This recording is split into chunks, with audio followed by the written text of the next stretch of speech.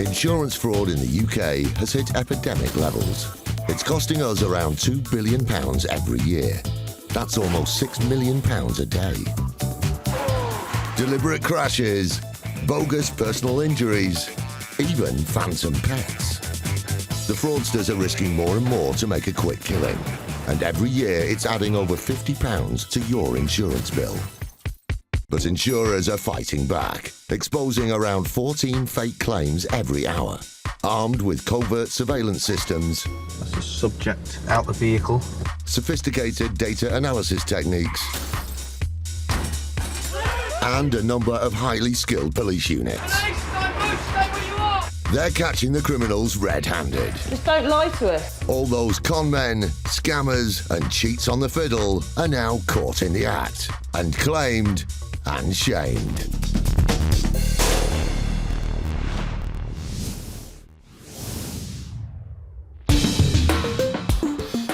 Coming up, the full impact of a crash for cash plays out in front of passengers' eyes. This was a fast road. It was just about to join the M40 motorway. The driver stood on his brakes to cause a crash. Thames Valley Police target the UK's #1 insurance fraud. And a prisoner's attempt to stretch the truth results in a longer stretch inside. He actually stated to his girlfriend that he was hoping to gain around £6,000 in compensation.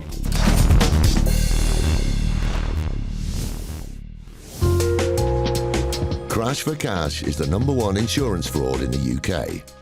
As its name suggests, criminals deliberately create crashes for huge insurance payouts targeting innocent drivers.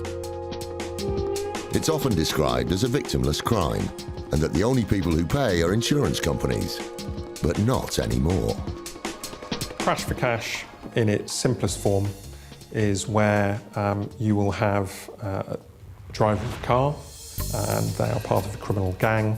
They're determined to make a crash and for you to drive into the back of them because it's recognised generally through the insurance world that if you drive into the back of someone, it's your fault.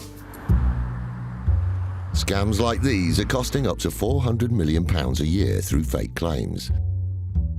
Inspector James Upton was the leading investigator of a horrific car crime, the first fake accident which had fatal consequences. The worst is where innocent victims are targeted. That's only going to lead to one thing, that's someone being killed or very seriously injured. In June 2011, 34-year-old Balinda Corgill was driving home along the motorway when she was involved in a crash for cash scam. The accident happened around 8:30 p.m. Two cars were working together, aiming to cause a crash. One car pulled in front of the other, hoping for a van behind to collide into one of their vehicles. This was a fast road. It was just about to join the M40 motorway. It was a 3-lane stretch of road at 70 miles an hour. The driver stood on his brakes to cause a crash. Balinda was driving behind the targeted van. Actually, the victim that they chose was Mr. Fallon in the green transit van, and was a sign-written transit van. It would have been clear to most people that it was a business-related van that probably had insurance. But Balinda was immediately behind Mr. Fallon and was caught up in the plan. She probably would have just thought everything's going to be fine. She was at the car, she was in a safe place. So when she leapt back in to grab a jacket because it was cold, that the second collision took place. Balinda had crashed into the back of the targeted green van. She managed to get out of her car, but it was so badly damaged from the first collision that she had to stay on the hard shoulder. Then events took a devastating turn. Within a short period of time, another vehicle came along in the third lane, and unfortunately he was unable to stop in time and drove into Miss Gill and her car, and she died at the scene. The devastating impact of the second collision can be seen in the reaction of passengers on a passing coach. This footage was so compelling, it was used in court. My dad's come up to me and said, oh, the police were outside, coming up in the door to see what they want. come downstairs and I've opened the door and I've spoken to the two officers out there. And they've suggested that they come in and we all sit down and they can speak to us properly. I remember crying. It was just difficult. We were just numbed. We have no idea what they said, what we hear. Up to about 6 or 7 in the morning, we were talking, crying, and just realised what they have said. Luckily for me, the last thing I told my sister, I think it was the day before the accident, I spoke to her on the phone in the evening, probably about 7 o'clock. And I was just wishing her a happy birthday. And the last thing I said to her on the phone was, I love you. Mr. Lee, who hit Baljinder and drove into the back of her car, was arrested at the scene. Mr. Lee was not a member of the gang, but was sentenced to a year in prison for causing Baljinder's death. He was investigated, charged and found guilty of causing her death by careless driving at Reading Crown Court.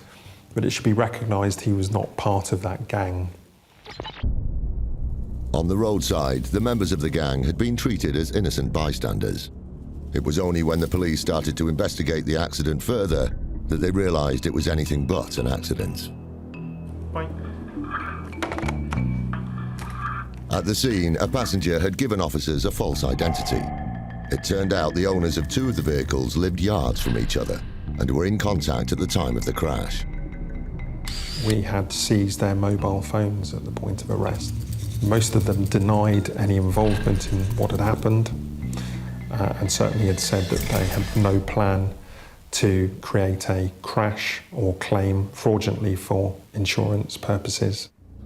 What developed through the investigation into the mobile phone evidence was that they clearly were all in communication with each other before, during and after the collision. By April 2014, the gang had been tried at Reading Crown Court. 4 members of the gang of 5 were sentenced for 9 years and above, and the 5th member was given 6.5 years. It should really send a message out to anybody that's thinking about committing such frauds that it's taken very seriously and there's a high price to pay. No sentence that any judge ever issued would ever be enough. It's never going to bring my sister back. There's no, in my opinion, there's no punishment that's suitable enough to give them after what they did. Baljinder unnecessarily lost her life because of the unnecessary greed of this criminal gang.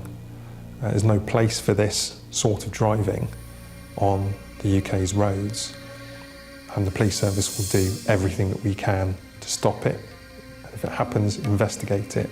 We want to make our roads safe, and we will do what we can and every investigative technique to identify these individuals and bring them to justice. To think, instead of going out and getting a job and just working and doing what everybody else does, to commit crime and to get money that way, it's just horrible. We're never going to get Baljinder's back.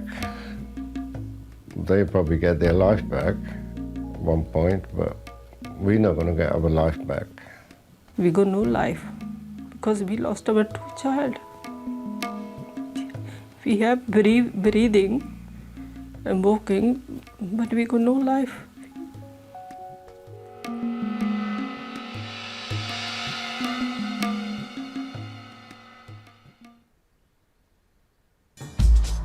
Crash for cash is becoming a major policing issue. Currently, UK police forces are investigating 110 of these scams across the country. Reports claim that 1 in 7 personal injury claims are linked to deliberate crashes. These collisions are designed to milk insurance companies of up to £30,000 per crash. It's big money, and it's a serious danger to the public. Britain's police forces are determined to put the brakes on this type of crime, and Thames Valley Police is no exception. Police, open the door now, last chance! Detective Inspector Louise Roddy from 4th CID has a team of 25 officers dealing with crimes from murder to blackmail and fraud. We work closely with the Insurance Fraud Bureau and the Crown Prosecution Service to make sure that we've got a watertight case to present at court. Thames Valley Police have witnessed the impact these crimes can have on the public as they brought the criminal gang to justice who killed Balinda Corgill. These accidents are taking place on busy roads and the offenders can't possibly know what the end result of their crime will be. So it really isn't a victimless crime at all. With crash for cash on the rise, Force CID aim to track down these gangs. I do think the action that we've taken also sends out a really clear message that Thames Valley Police aren't prepared to accept these types of offences in our area. And the police will use everything in their power to bring these criminals to justice. We will seek to disrupt any offenders and we will target them if they continue to commit offences.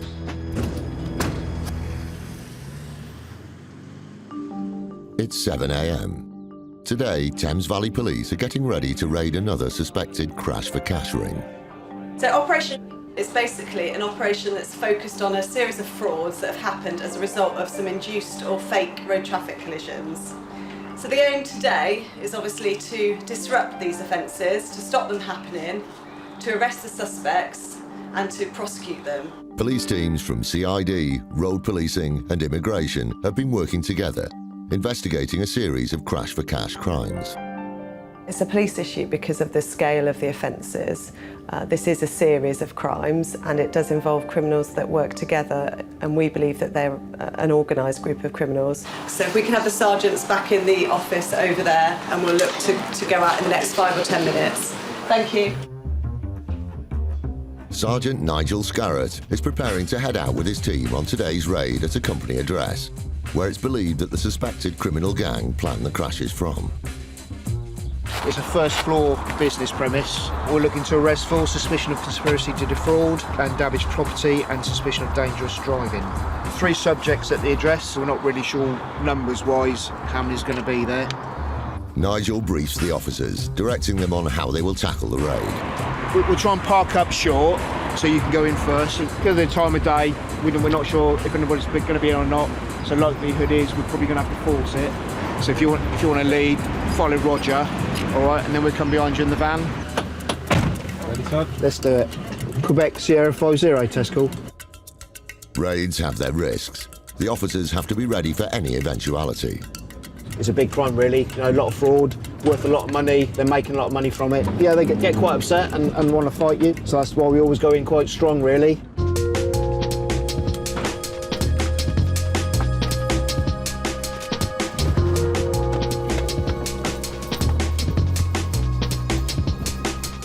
Quebec Sierra 50 at the address. Speed is essential, as the police don't want to run the risk of any suspect destroying evidence. Breach! Got a second person in here. Another one. How many got? 2 in here? 1 in there. Is that it, yeah? There's a few startled people on the premises. We've got a warrant, okay, to search this address, which is what we're going to do, okay, so we're going to be here for quite a long time. Conspiracy of fraud is what we're looking at. It's essential the officers contain the situation quickly. That's how it is, you know, it needs to be quick. We didn't know what were behind the doors. But with the size of the premises and the amount of possessions, the team could be here for days searching through the property's contents. It's a massive place here. I think there's going to be loads we've got to go through, so if when any officers come free, if they could come and help, that'd be appreciated. Still to come, the raid continues, making some surprising findings. So far, we've seized computers, we've found some drugs on the premises, and also shotgun cartridges as well.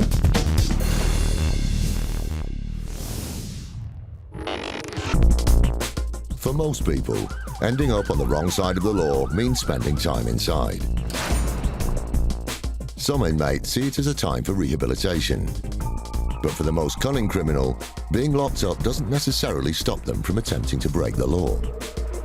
Personal injury prison payouts have become a new source of income for some inmates, as criminals see it as an easy way to cash in from their cells. Prisoner Noel Jennings was serving 12 months for burglary, but during his stretch, he didn't exactly stay on the straight and narrow. Mr. Jennings had been play fighting with his cellmate. During that, he'd somehow sustained a slight cut to the side of his head. When Jennings saw a puddle on the floor, he came up with a harebrained idea. He claimed that there was a damp area outside the showers and that he'd slipped and fallen forward and caught the side of his head on the door frame, which had caused a slight injury. Simon Cartwright is the governor of HMP Manchester and oversees 1,300 inmates at the high security prison. So-called accidents have become a regular source of income for some of the prisoners. Claims submitted vary from issues of assault, issues around injury, issues around fighting, issues around broken equipment. If an event happens, and if I can describe an event being an accident or an injury, they are always routinely investigated anyway, and we carry out robust investigations into those incidents. But unfortunately for Jennings, during a routine phone call home, he did literally put his foot in it. We initially got informed by security that a phone call had taken place between Mr. Jennings and his girlfriend. I need you to get hold of an injury claim solicitor for me. During the phone call, he told his girlfriend that he had injured himself play fighting with his cellmate. And I've gone out David's cell, and the doors are low, and I've jumped up to go pretend to butt him, and I've smacked my head clean off it and nearly knocked myself clean out. Ah, that's what really happened then. But he'd also noticed there was some wet floor outside the showers and that he was going to claim that he slipped on the floor and banged his head. Tell him that there was no wet floor signs out on the landing or nothing. Now, that's not what you said 2 minutes ago to your girlfriend. And the doors are low, and I've jumped up to go pretend to butt him, and I've smacked my head clean off it. With this so-called knock on the head, Jennings had high hopes of cashing in. He actually stated to his girlfriend that he was hoping to gain around £6,000 in compensation. Everyone's been saying to me to get about £6,000 because it's a big scar on my face. But the prison's litigation team were one step ahead. When we heard from security that this phone call had taken place, obviously we gathered all the other relevant paperwork that was needed, and then we just sat and waited for this claim to come into the office. It turned out that Jennings' bright idea hadn't really been given that much thought. Perhaps that bang to the head had stopped him thinking straight. The attempt of fraud was not well thought out at all. It was completely amateur. He knew that phone calls would be routinely subject to monitoring, so there was every chance that the phone call could have been picked up by security, which fortunately it was in this case. When Jennings knew the prison was onto him, he held his hands up. Once he was interviewed by the police, he admitted that he was actually injured during the play fight and that it was an attempt to put a fraudulent claim in. Jennings was charged with fraud and taken to the Crown Court. He was found guilty of perverting the course of justice and given an additional 15 months to be added onto the end of his current sentence. It always feels good when you can disprove a litigation claim when it comes in. So it was a really good feeling around the office that we could actually do something and get this guy prosecuted. Jennings, by chancing his arm for the sake of £6,000, got another year inside. It just goes to show crime doesn't pay. The message that we can give to the public and to offenders is that if you pursue false claims against the prison service, you will be brought to justice.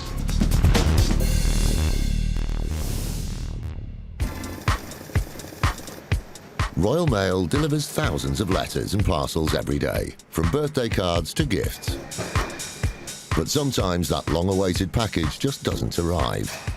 Thankfully, Royal Mail offers insurance for such events. But, yep, you've guessed it, where there's insurance, there's fraud. In June 2011, when one particular package was claimed to have gone astray, two bungling fraudsters gave a rather wet interpretation of this type of fraud.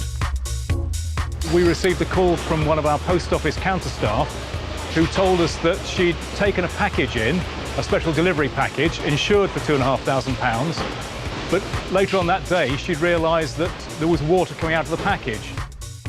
It seemed that the customer was about to post a package that wasn't all that it was wrapped up to be.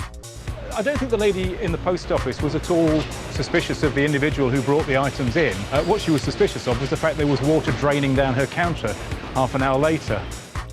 The fraudsters thought they came up with a brilliant scheme to make £1 or £2. They decided to post several iPads to the value of £2,500 via special delivery. But instead of iPads, they packed it with ice cubes. Hold on, ice packs, not iPads. But what they thought was a watertight plan disappeared before their very eyes. The counter assistant opened up the package and found inside a bag of melting ice cubes. We assumed this was probably going to be a compensation scam, so we warned our colleagues in customer services to let us know as soon as they'd had a compensation claim with regard to that parcel. Of course, it wasn't long before Royal Mail received a claim for £2,500 for iPads being lost in transit. To the best of our knowledge, the iPads never existed. When we checked the packaging, we found there was nothing inside it but a bag of melting ice cubes. It turned out the swindlers weren't as clever as they thought and had got in a muddle over how the postal service works. No real understanding of how the postal service or our claim service works because we'd never dispose of a parcel. If a parcel is damaged in some way, we will always try to reconstitute it and we'll deliver it to the addressee. The two fraudsters were Nathan Mensch and Nigel Bennett. Obviously a lover of packaging as he turned up to court with a bag on his head. In July 2013, at Shrewsbury Crown Court, they were found guilty of fraud and received a 12-month community order and had to undertake 150 hours of unpaid work. From time to time, we do see fraudulent claims. The point is we do have an investigation team, so we will never leave these uninvestigated. We will always try to get to the bottom of it. Was this a first-class fraud or just plain stupid? Ice cubes themselves are unusual. I've heard of it happening in other areas. We've never seen it before. It certainly wouldn't work because the ice has got to go somewhere. So it was a fairly poorly thought out scam, really.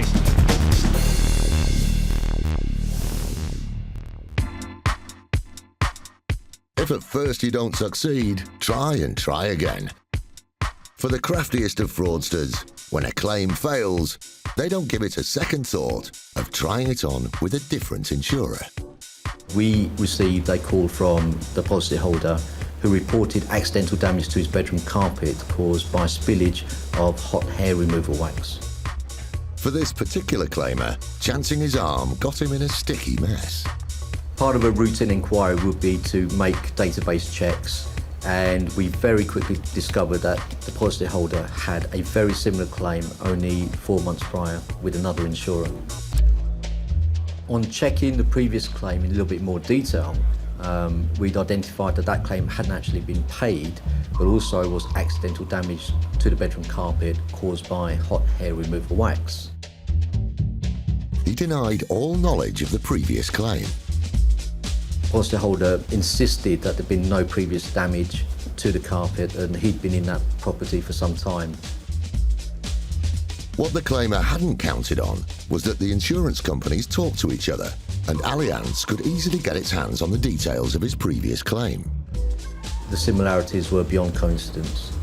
One of our very experienced investigators listening to both calls using voice analysis techniques, and he was able to determine that both calls were indeed made by the same individual. Again, the trickster denied all knowledge. We gave him an opportunity to provide a further explanation, and he still insisted at that point, even confronted with the evidence we obtained, that it was all a misunderstanding. We went back to him and gave him an opportunity to confess. He didn't.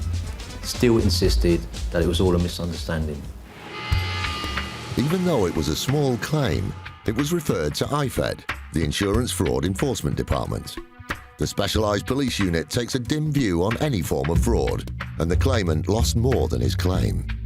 The policyholder, we believe, was concerned about us referring to IFED because he was worried about his job. We found out he'd worked for another insurance company, and I think he was fearful of the consequences of that. It really wouldn't have gone down too well with them. You're right. They didn't look too kindly on that, and he lost his job. And to top it all, he received a formal caution. But however small or large, no fraud will be tolerated. The value of the claim submitted by the policyholder was only £245. But this really does go to show that insurance companies now take it seriously, have a zero tolerance towards fraud. This wasn't the most sophisticated attempt at fraud we've seen. He was easy to catch.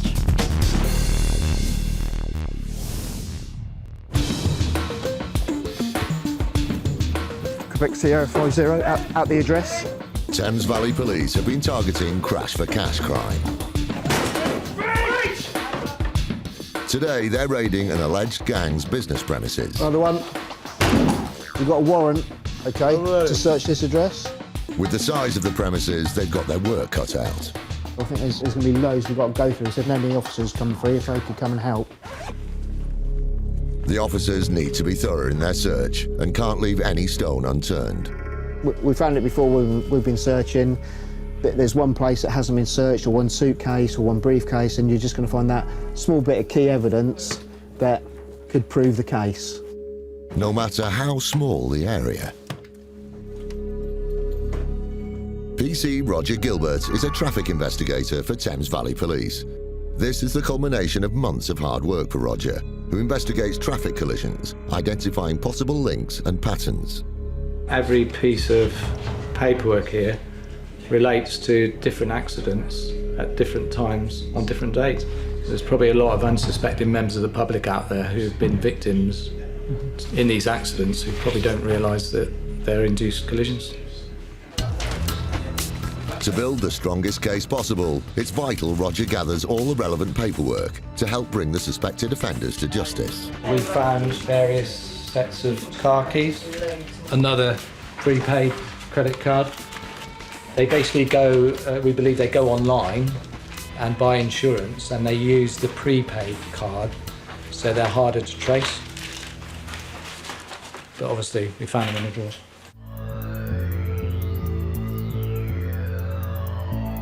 All potential evidence is bagged and tagged to help support the case. So far, we've seized computers, paperwork, several mobile phones. We've found some drugs on the premise as well. And also, Clint's found some shotgun cartridges as well that we're not too sure if they're live or not. We're just keeping them safe. We're going to take them back to the police station and they'll be put into a safety cabinet, and the armed response vehicle, they'll just come to check that out. There's still a lot of stuff here. It's still possible we can find more paperwork, more mobile phones, maybe more firearms, you never know. The drugs, cartridges and paperwork have been gathered as possible evidence and are being brought back to Thames Valley Police for further investigation. All in all, the officers think the raid has been successful. I think without a doubt they've expected to get away with it. It sends a signal out to anybody else that's thinking about doing this sort of scam, committing these offences, that we will find them eventually. On investigation, the police established that the men they found at the property were innocent and have nothing to do with the suspected criminal gang. But the items seized will now form a major part of the force's ongoing investigation.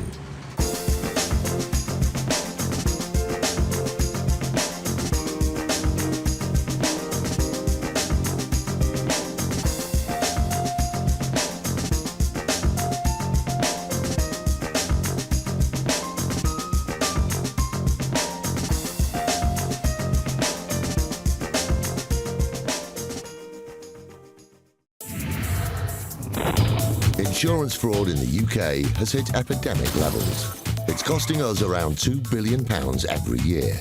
That's almost £6 million a day. Deliberate crashes, bogus personal injuries, even phantom pets. The fraudsters are risking more and more to make a quick killing.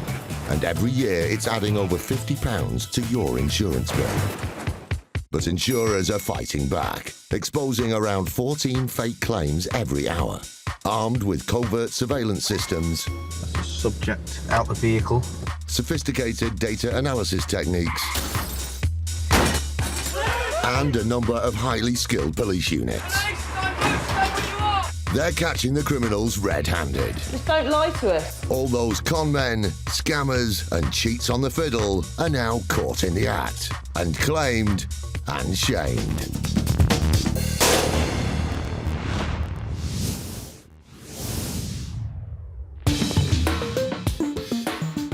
Coming up, a firefighter feels the burn as his car is torched in an insurance scam. The fire service had been called out on what became apparent was a hoax call. One insurance claimer calls in an incredible tale. This rat apparently had dragged the phone out into the street to presumably make a phone call. And IFED go on the hunt for a potential crash for cash gang. Oi, open the door now.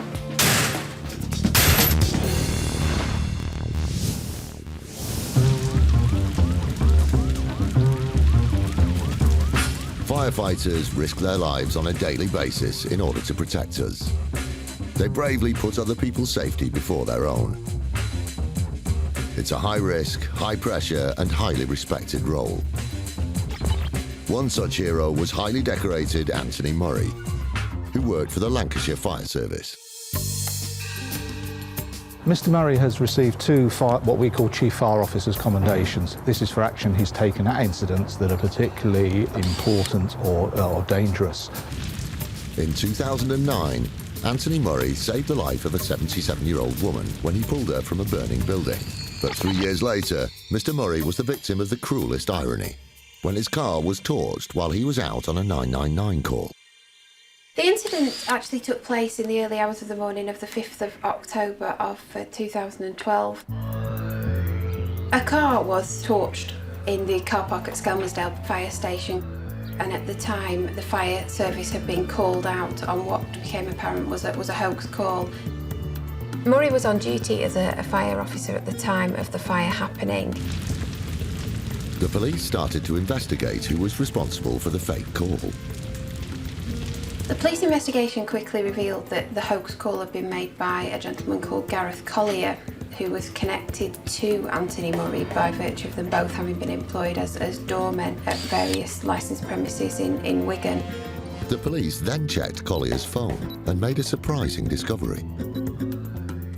The police looked into the telephone contact between Murray and Collier, and it very quickly became apparent that this was a planned offence that they had spoken about by text message on a number of occasions in the weeks leading up to the fire. There were text messages to show that Mr Murray had told Mr Collier exactly what to say in the hoax call, in that he'd told him to say that there was a road traffic collision at an area which is the furthest area that Skelmersdale Fire Station cover, knowing that that would have sent both fire engines, one of which contained Mr Murray, to the furthest point of the area that fire station covers, thus making the coast clear for the fire to be set in the fire station car park. With Murray now firmly in the frame, he came up with his own version of events. He believed that someone had a grudge against him and Mr Collier as they were suspected to have assaulted someone during the course of their work as doormen. The police then received a series of threatening letters, which suggested that someone else was responsible for the arson attack. Letters were received by various people which purported to establish that somebody had a grudge against Mr Murray. But there were clues in the letters that would spell the end for Murray. Those letters were recovered by the police, and a number of them were assessed by a handwriting expert. That expert was able to compare the letters from this case with documents written previously by Mr Murray. It showed that those documents shared similar spelling mistakes and handwriting style. The plot thickened when forensic evidence implicated Murray's mate, Gareth Collier. Mr Collier's DNA was found on a cigarette lighter that was recovered next to the burnt vehicle, and he also went into the hospital the next day with quite a significant burn to his hand. Gareth Collier had literally got his fingers burnt by the crime, but the stakes were high. After all, Murray's claim was worth tens of thousands of pounds. Mr Murray purchased the vehicle in June 2011 for £47,400, and within the space of a year it had depreciated in value by half. He had taken out normal car insurance and also gap insurance, which is to make up the difference between the market value at that point and the original price of the vehicle. So in the immediate aftermath of the car having been burnt out, he claimed on both of those insurance policies. Murray was in so much debt that he thought torching his car was the only way out. He offered Collier £1,000 for his part in the botched burnout. Whilst there was clearly a degree of planning to this offence, I certainly wouldn't describe either of the men as criminal masterminds. The police did a very good job investigating this case, but the evidence was certainly there for them to find. Along with his own car, the fire had burnt 2 other station vehicles to the tune of more than £20,000. Murray had wanted to get minted, but what he got was a court summons instead. The result was that Mr Murray pleaded guilty to conspiracy to commit arson, 2 counts of fraud, 1 in respect of each of the 2 insurance policies, and perverting the course of justice. He received a total sentence of 60 months imprisonment. Murray's plans to get rich quick turned to ash. Mr Murray received a lengthy custodial sentence, which, in my opinion, reflected the seriousness of the offence, the amount of money concerned, the fact that in the aftermath of the offence he made positive steps to try and deflect the police investigation away from him. In addition to that, I think the most serious aggravating feature to this offence is that Mr Murray used his knowledge gained as a firefighter to assist in the commission of this offence, and that will have been taken very seriously. The twisted fire starter's ruse was finally snuffed out, and he was unceremoniously locked up. Worse still, he had soured the good name of the Lancashire Fire Service. This could have actually damaged our reputation quite badly, but I think people are sensible enough to realise this was a rogue activity by an individual. As an experienced firefighter, he fully knows the potential effects of fire. We are grateful that in this particular instance nobody was actually physically harmed. In Lancashire and elsewhere in the country, hoax calls and arson attempts have resulted in fatalities and serious injury. I'm appalled at the actions of Anthony Murray. I think as a fire service we feel betrayed by his actions. Still to come, criminals who claim, how insurance scammers work from behind bars. One of the witnesses had actually seen Kirbishley fall over quite dramatically in a very controlled manner. And IFED call in for some backup. Yeah, we're going to need method of entry because there's no way we can get through here.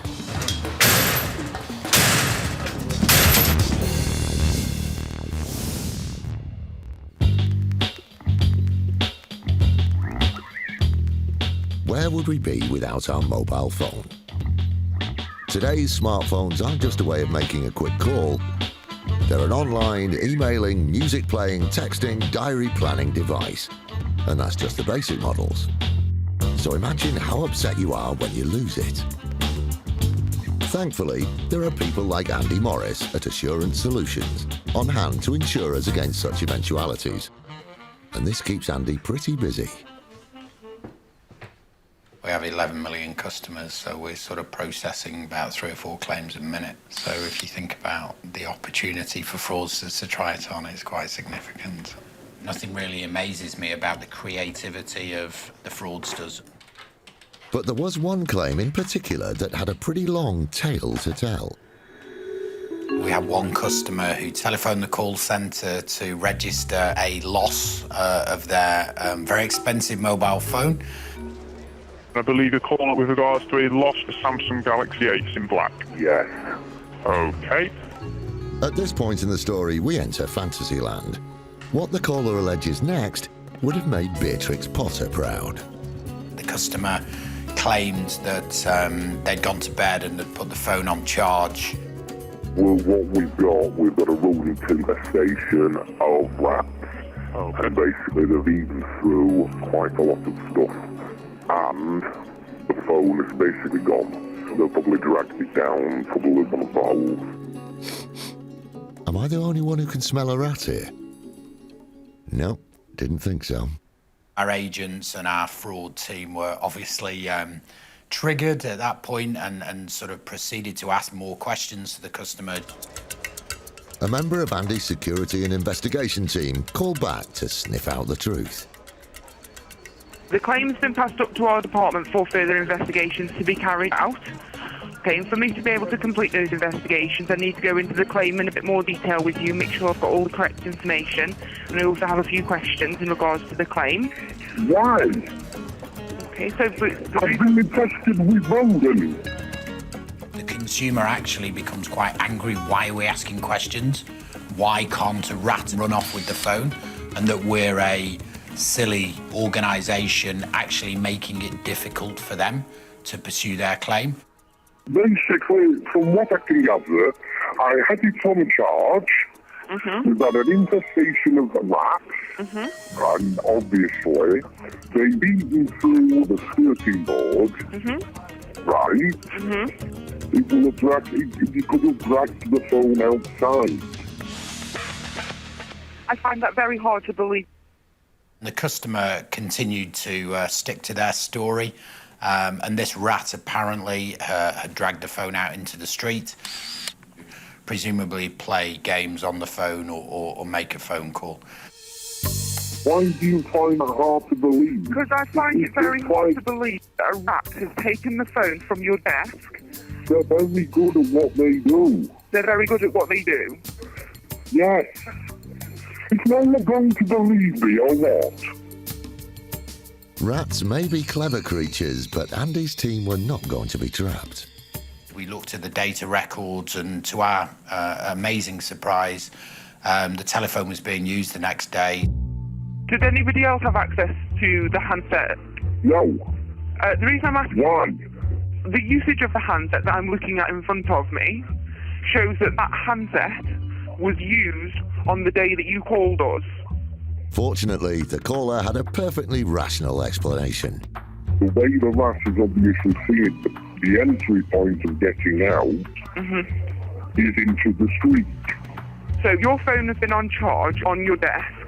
A rat has come and dragged your phone through your skirting board. It's then taken the phone outside and somebody's picked it up to use it. Well, it could do. Each phone has a unique identification code, and that's called in the industry the IMEI number.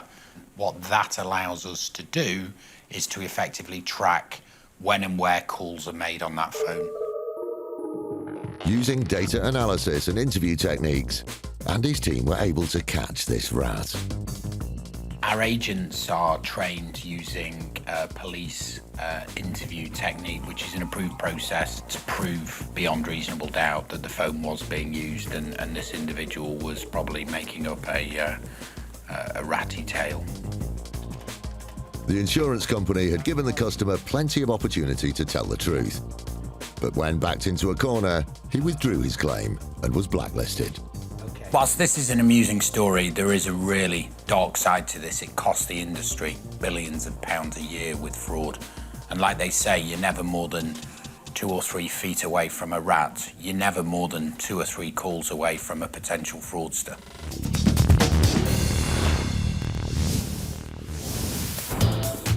In January 2012, the City of London Police joined the fight against insurance fraud by forming an elite squad known as IFED, the Insurance Fraud Enforcement Department. I would say to anyone who's considering committing insurance fraud that now this is no longer a crime without consequence that it may have been in the past.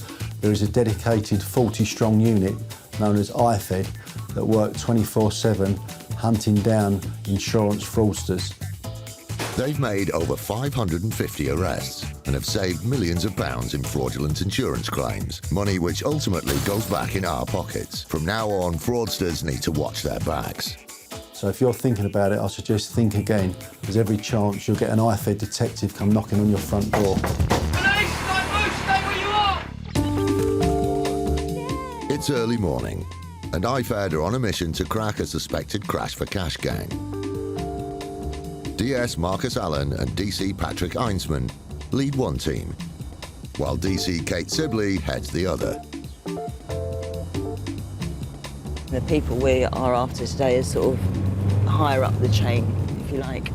The crash for cashes, they're employing people to do the crash for cashes, but they're the ones that are the people we're looking for today are the ones that are organising it.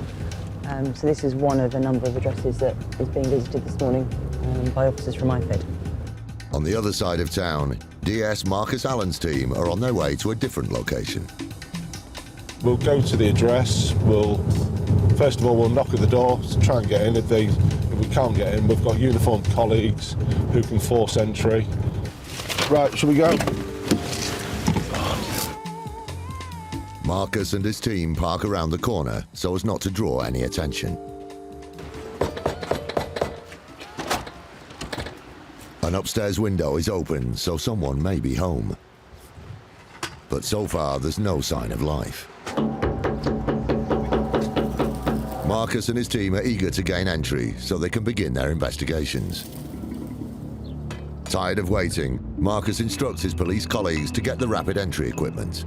Yeah, go on, go on. But suddenly, someone appears at the upstairs window. Now! Open the door now! Finally, the suspect opens the door.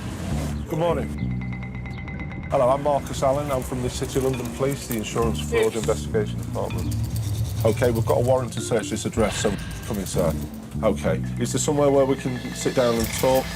Thank you. My name is Detective Constable Patrick Heinsman. I'm arresting you on suspicion of conspiracy to defraud and money laundering. You don't have to say anything. IFED wastes no time, and it's not long before the suspect has read his rights. Marcus and the team are now able to conduct their search of the house. Where do you keep your paperwork, your main paperwork? Here? OK, well, we'll start there. Also, computers. Do you have computers in the house? That is your computer. OK. Meanwhile, DC Kate Sibley arrives at her destination. Kate is accompanied by the rapid entry team, a group of police officers equipped for knocking down doors. The occupants are thought to be involved in the alleged crash for cash scam. Can you open the door, please? Good morning. City of London Police. You are? Kate soon establishes that the men she is on the hunt for are not in the house, and they have sublet it to an innocent, if rather bemused, tenant. Have you got any identification on you? Have you got a passport or anything, or driving licence? You do. Could I see it, please? Right, don't come through and I'll explain why we're here. As the flat is owned by the suspects, Kate still needs to search the premises. We have a warrant to search these premises, OK? So I am going to have a look round. After a brief search that reveals nothing relevant, Kate moves on to a second address that may be associated with the suspects. Okay. Thank you. Unfortunately, the two suspects we were looking for don't live there anymore, despite all the checks showing that they did. So we're now moving on to one of the other addresses that's currently being searched to give them assistance. And hopefully we'll catch up with the two suspects we're after later on today. Meanwhile, back at Marcus's raid, there has been a development. Open the doors, I'm going to break the door. No, open the door now. Wait, open the door now. Police discover two men in an outbuilding. Is there anybody else in these premises? And now they must establish who they are, what their legal status is, and whether they're suspects and need to be arrested. Back in the main house, Marcus is thumbing through potential evidence. We've got into the address, we've identified our suspect, he's been arrested. We're now searching the address for evidence in relation to the offences. There's a lot of paperwork, a lot of correspondence to do with motor vehicles. So what we need to do now is establish what's relevant and what's not. We've got our uniformed colleagues for backup, so I'm quite happy with how it's gone so far. Coming up, Kate's team gets serious, and Patrick discovers an unusual filing system containing potential evidence. He's quickly thrown away all the DVLA unregistered for all the vehicles. Is that all in the bin? Yeah.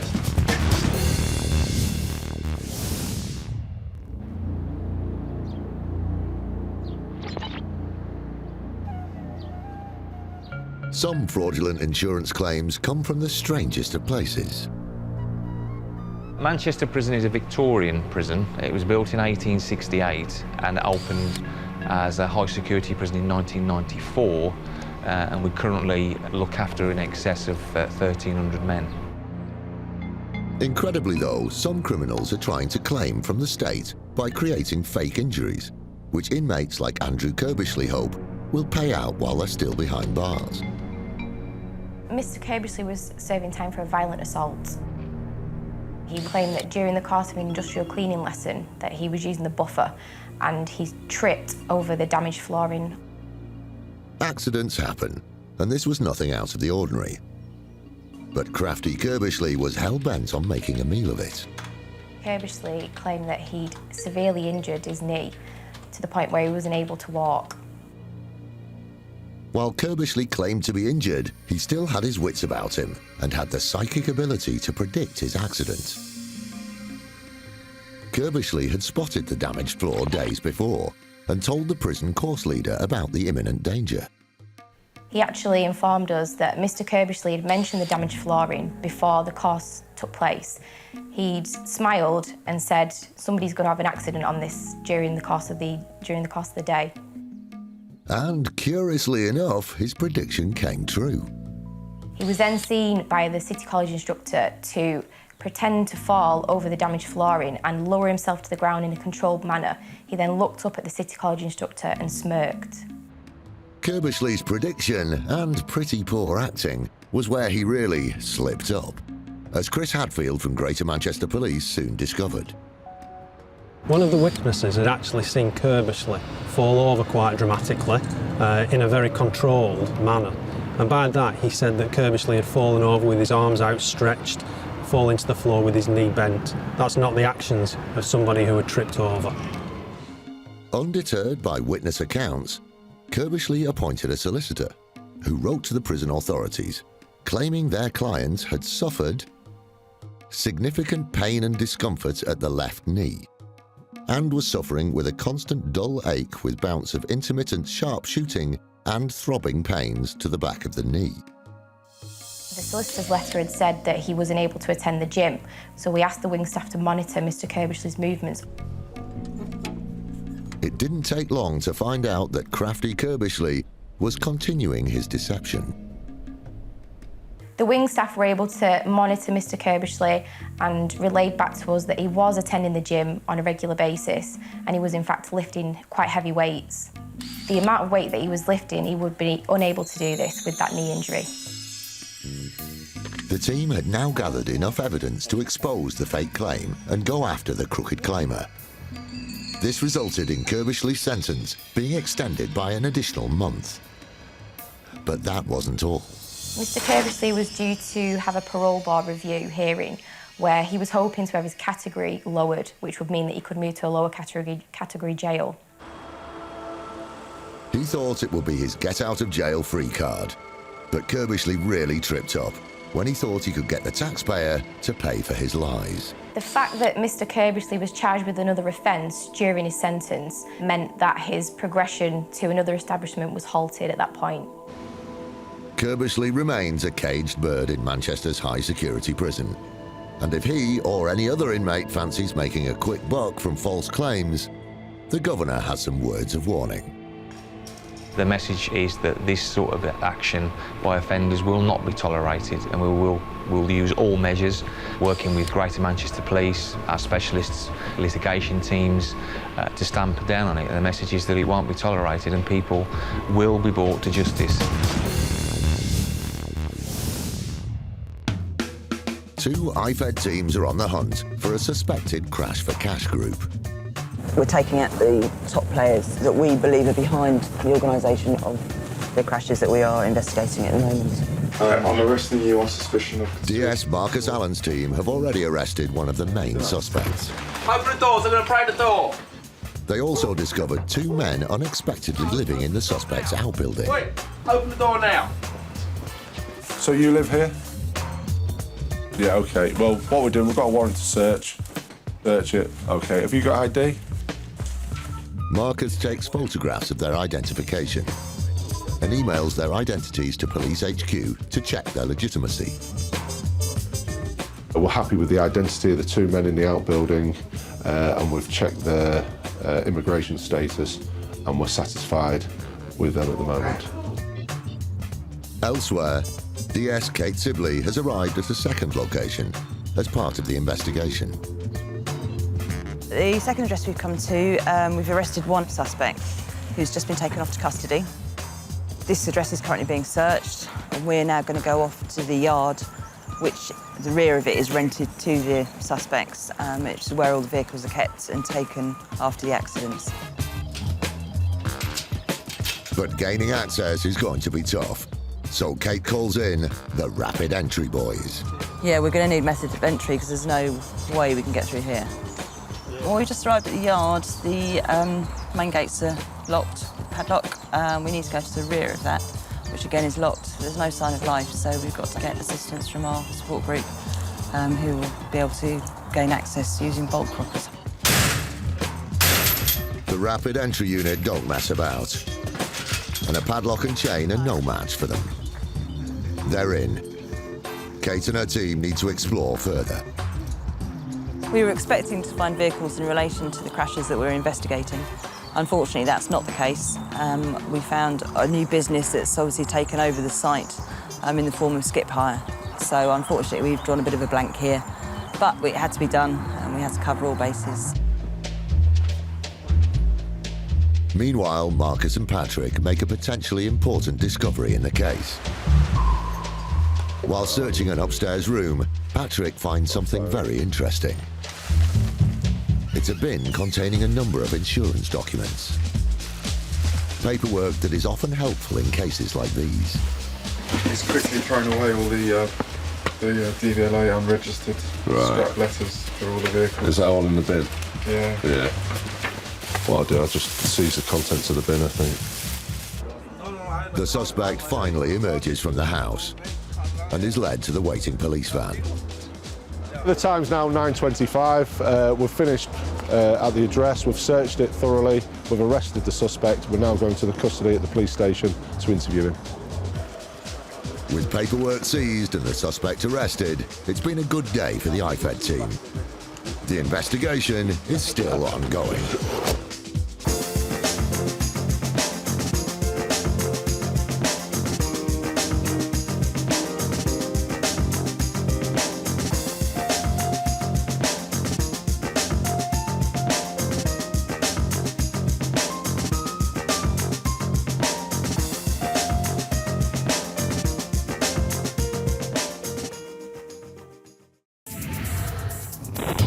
Insurance fraud in the UK has hit epidemic levels. It's costing us around £2 billion every year. That's almost £6 million a day. Deliberate crashes, bogus personal injuries, even phantom pets. The fraudsters are risking more and more to make a quick killing. And every year it's adding over £50 to your insurance bill. But insurers are fighting back, exposing around 14 fake claims every hour. Armed with covert surveillance systems, Subject out the vehicle, sophisticated data analysis techniques, and a number of highly skilled police units. They're catching the criminals red-handed. Just don't lie to us. All those con men, scammers, and cheats on the fiddle are now caught in the act and claimed and shamed.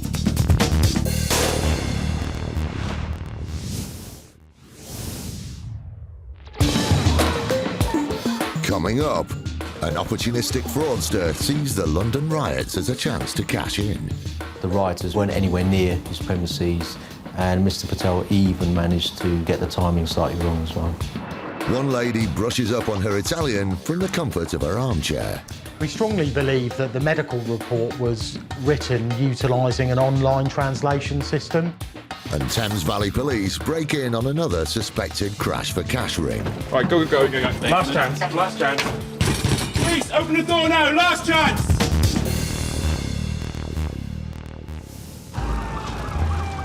Back in the summer of 2011, the UK was hit with some of the worst riots in a generation. It's thought as many as 1,500 people were involved in 5 days of public unrest, causing millions of pounds worth of damage to buildings, businesses and homes. More than 5,000 crimes were committed in that time, and the insurance industry saw thousands of claims, costing around £200 million. The riots caused misery to hundreds and hundreds of businesses and individuals. Shop fronts were damaged, businesses couldn't trade, there was looting. As a result of the riots, Allianz Insurance dealt with 350 claims and we'd paid over £11 million in claim settlements.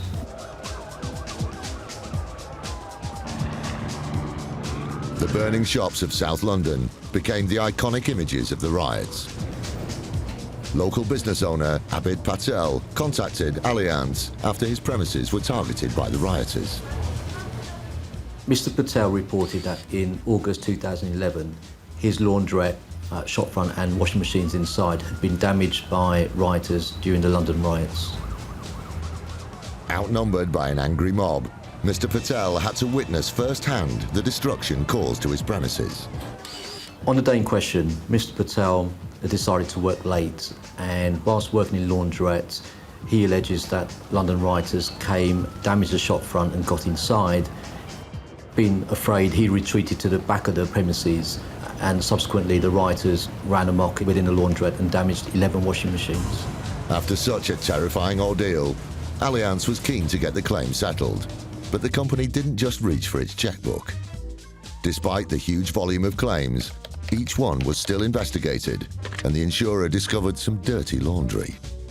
A number of concerns were raised. Mr. Patel had already previously submitted a claim for damage for washing machines in the laundrette only 6 months prior, which was never paid because Mr. Patel wasn't able at that time to produce documentation.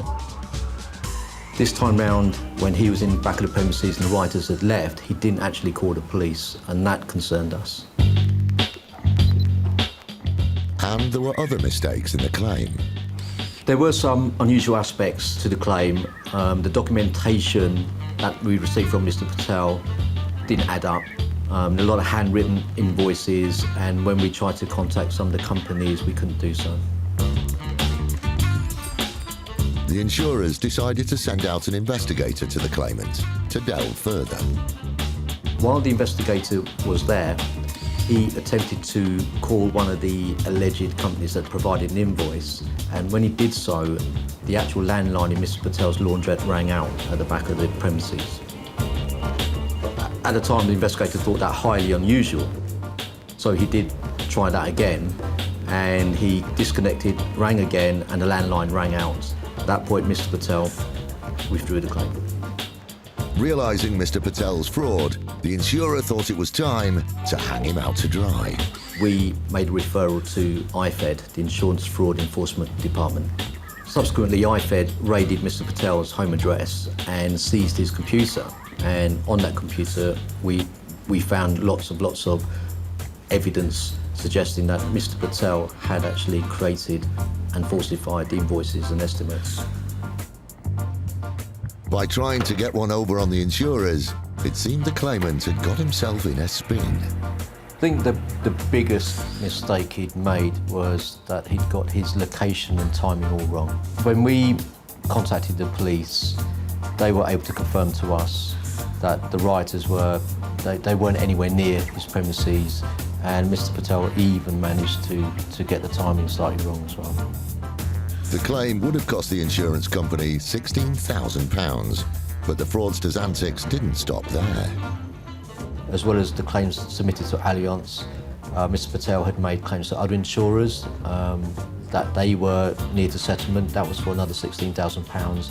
And when the police raided and took his computer, they found evidence that Mr. Patel was already in the process of making even more claims to more insurers.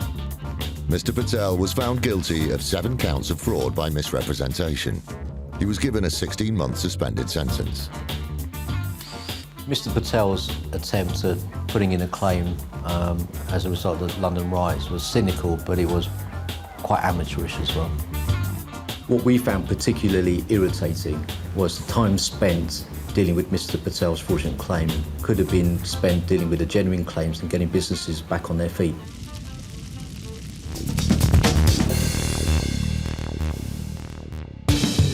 Still to come, a dog breeder is barking up the wrong tree with her paperwork. The claim form and the receipt from the breeder were both in the same handwriting.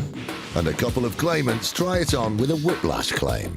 One of the guys has told the expert that it's been an effect on his dancing.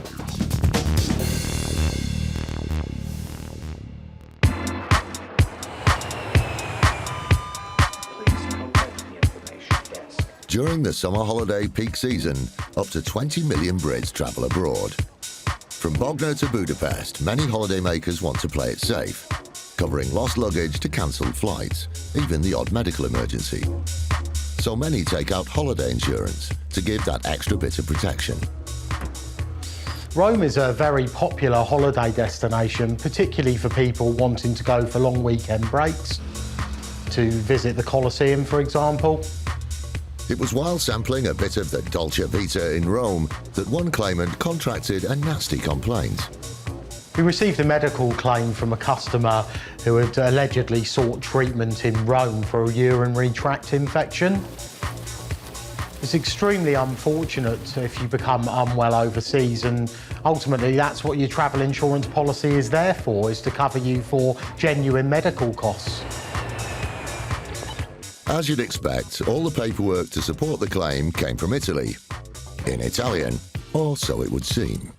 Due to the international nature of our business, we do employ multilingual staff, and on this occasion one of our claims advisors was in fact Italian and realised that the medical report had not been written by an Italian. Okay, yeah, we can get that investigation completed. The insurer didn't believe a word of it. It was time to call the experts in. Our Special Investigations Unit became involved after the claims advisor referred it through to us. We then made numerous inquiries regarding the documentation that we had received. This wasn't even a flying visit. It turned out the claimant hadn't even left their own doorstep. As far as we're concerned, the customer didn't even travel to Rome because the airline had confirmed the booking invoice was false. And the medical establishment also confirmed the documentation provided for the medical situation was in fact false as well. The claimer clearly needed to brush up on their language skills. We strongly believe that the medical report was written utilising an online translation system, because it definitely wasn't written by an Italian. I don't speak Italian. I find English hard sometimes. Luckily, the insurers had someone in their office who did. Our Italian speaker was the main reason that the matter was referred through to the Special Investigations Unit, because she noted the irregularities in the medical report. Claim rejected, it was arrivederci for the claimant. And it's no surprise that the Special Investigations team haven't heard from the claimant in either English or Italian. This just shows really that what lengths claimants will go to make a fraudulent travel insurance claim by actually falsifying the booking invoice and falsifying the medical documentation as well.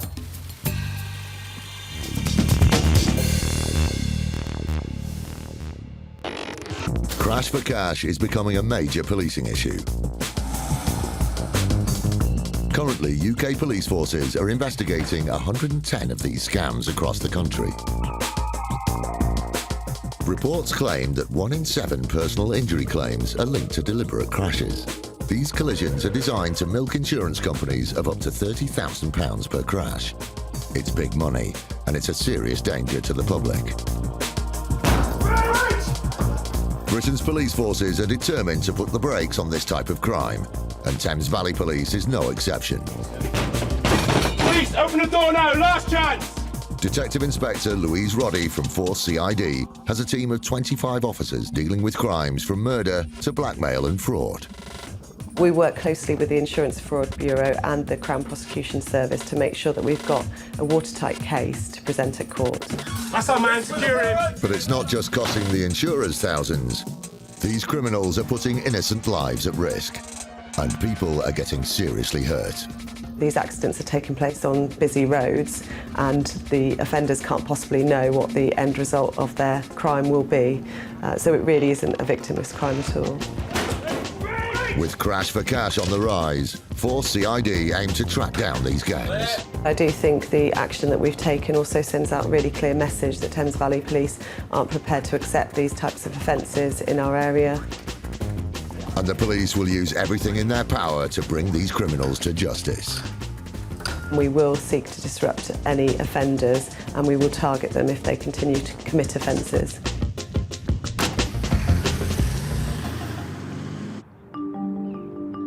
It's 7 a.m. Thames Valley Police are getting ready to raid a suspected Crash for Cash ring. It's thought the group has been prevalent in the area for the last few years, forcing collisions and faking injuries. Today will see the culmination of months of hard work. Good morning. From my part, I'd just like to thank you all again for coming along today and helping us out with this operation. DC Sandra Heather is a member of Force CID and one of the leading officers for today's raid. The ultimate aim is to confirm, identify and arrest suspects in relation to the offences in order to secure and preserve evidence, recover property, including documented communication and computer equipment. Police teams from CID, road policing and immigration have been working together investigating a series of crash-for-cash crimes. It's a police issue because of the scale of the offences. This is a series of crimes and it does involve criminals that work together, and we believe that they're an organised group of criminals. But equally, we want to send out a really clear message from Thames Valley Police that these offences will be dealt with robustly, that offenders will be arrested, and at any opportunity we'll prosecute them. Thank you. DC Heather is in convoy with a team of officers heading to raid the address of one of the suspected criminals involved with the crash-for-cash fraud. These officers are on the front line when it comes to the raid. We'll see what we get when the premises. Hopefully they'll open the door, but we've got the equipment necessary if we need to force entry. Method of entry officers are trained to knock the door down if the suspects don't cooperate. This method of entry officers, first thing we're going to be looking to do really is kind of just step out of the way, because if we've got the equipment in hand, then really we need to secure that and just make sure that everyone else gains access and entry into the building. Suited and booted to be on the front line. Once the officers have gained access, they then have to secure the property. But once we've got inside, it's basically just covering all of the areas, making sure that empty rooms are classed as clear, gather everybody into one secure area so that we've got the most effective way to search around the premises, and then let's begin the search. Speed is essential, and the police can't waste a second. Just pull in after this red car, mate. Right, go.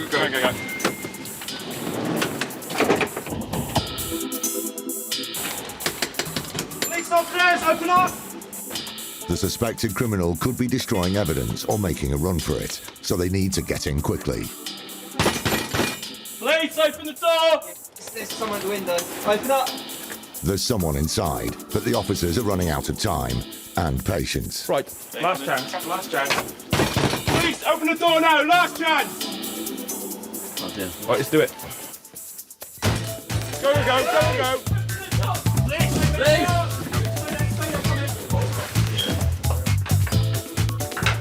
Clear. Secure. That's our man, secure him, that's our man. The suspected criminal is apprehended. Just confirm his name and identity. What's your name? Yeah, that's the man. Identified, it's time to put the handcuffs on.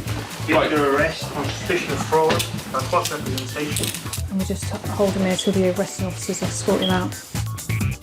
Arrested, the suspected fraudster is escorted to the patrol car. Officers here have entered the premise and arrested a suspect from the address following the investigation in a crash-for-cash scams. The suspect and others are believed to have gone on to make personal injury claims, to which thousands of pounds have been paid out. As he's taken to the station for questioning, the hard work in searching the house now begins. Later, the officers come across something suspicious. That barrier can't get into it. A suitcase that's kept under lock and key.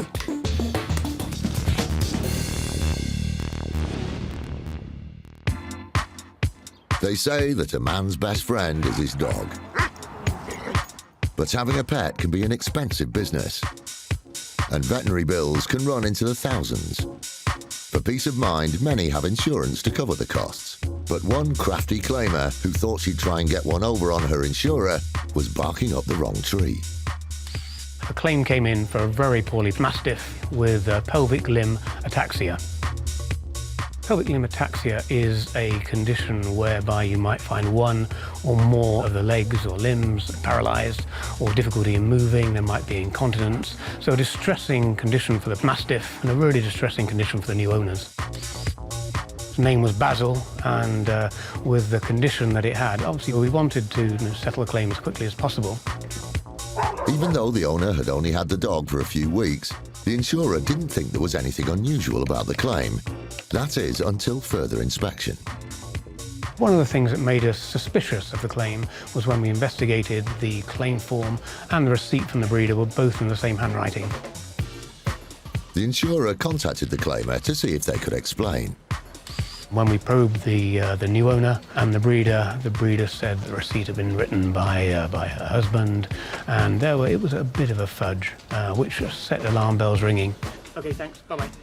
Not convinced, the insurer approached the veterinary practices used by the breeder and the owner of the pet. And the breeder's veterinary practice showed that Basil had actually been to see that vet 3-4 days before that Basil had sold. This showed that the dog had a pre-existing condition before it was sold. So the breeder knew there was a problem with the puppy. The breeder said, when we spoke to them, that the puppy had left completely healthily, but obviously it hadn't. It had seen the vet beforehand. This wasn't the only blunder the claimants had made. The owner claimed that she hadn't met the breeder until she went to collect the puppy. The breeder said that she was friends with the owner. On the receipt and the claim form, they had very similar handwriting. The owner said that her husband had written the claim form out, and so that there was it wasn't quite her handwriting, but it's identical to the breeder's. So it's very clear that there was something amiss with the claim. The dog owner and the dog breeder's stories just didn't add up. When challenged, the breeder became very evasive. She also met a lot of our questions with silence, which is indicative that there's a problem. Caught out, the breeder held her paws up. Eventually, she admitted that the condition was pre-existing, and when pushed further, she withdrew the claim and said, "I'll meet the cost of the veterinary fees myself." The insurer knew it was a shaggy dog story.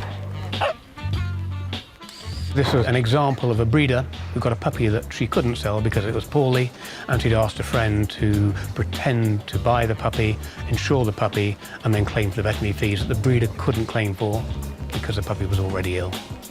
The breeder had made a real howler and is well and truly in the doghouse.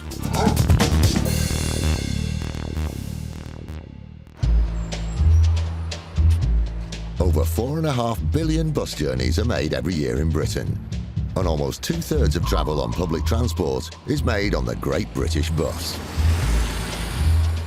So it isn't very surprising that bus companies see their fair share of accidents.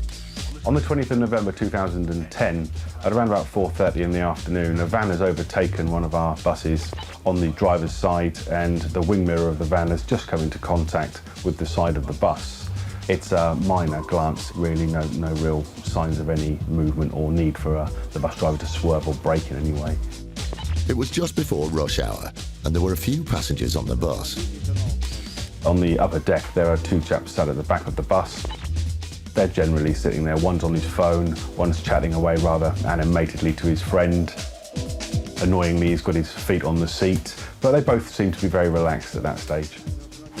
Thankfully, whenever there's an accident, Lee has an army of spies to tell him what really happened, in the form of onboard cameras.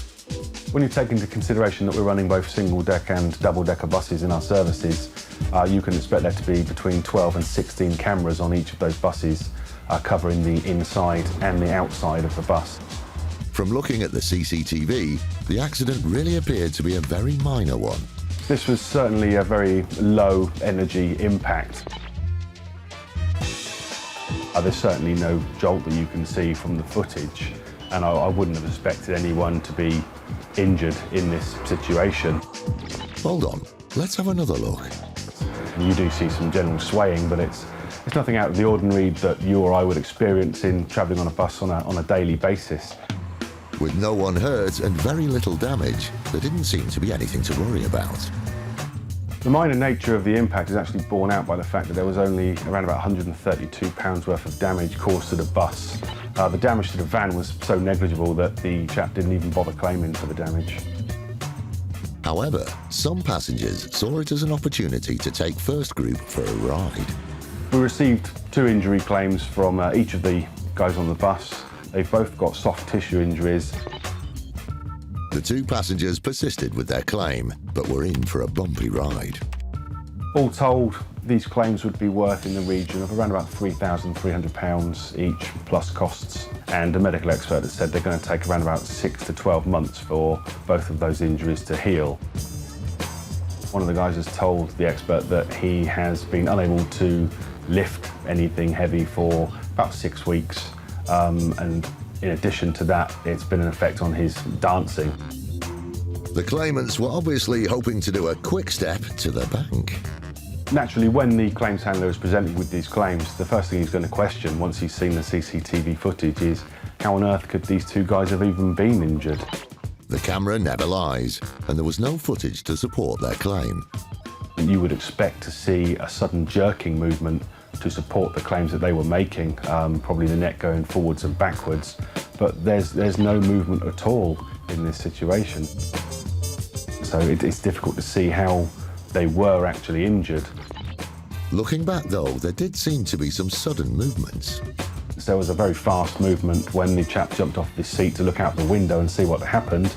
The second quickest movement was probably both of them getting onto their mobile phones immediately. I'm not a betting man, but if I was, I would probably say that at the end of each of those phones was a no-win, no-fee solicitor. But that's just my opinion. Not believing a word of it, First Group turned the claim down. Were they to come back in the future, there are two things I would probably say is, first one, not to make a claim for excessive jolting causing you injury on a bus where the company you're claiming against is filming you. And secondly, keep your feet off the bus seats, please.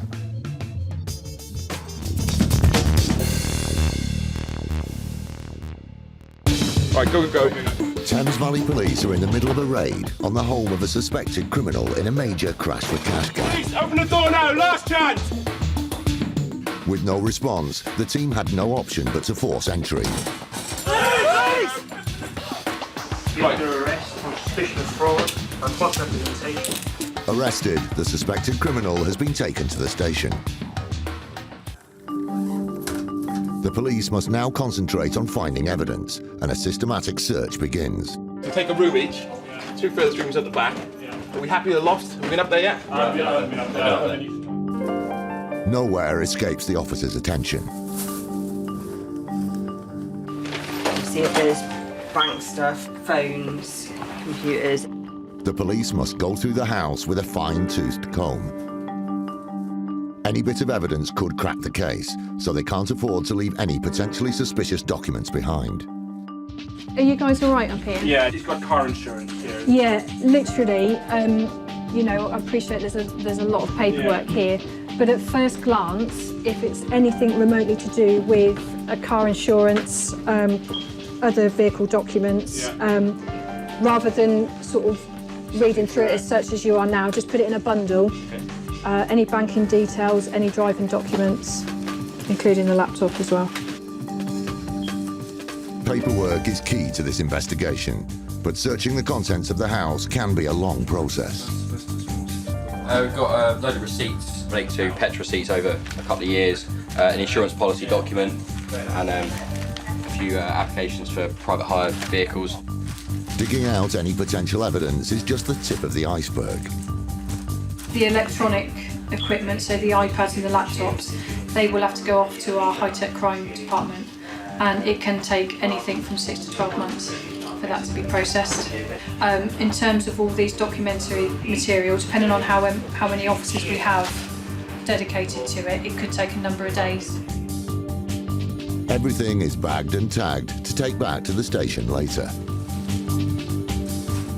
The officers are a tenacious bunch, and suspicions are raised when they find a locked suitcase. Right, we're going to need to get into this. I'll go downstairs and find got the bolt croppers in the van. Right. Nothing will stop the police from searching for evidence. Okay, which one's locked?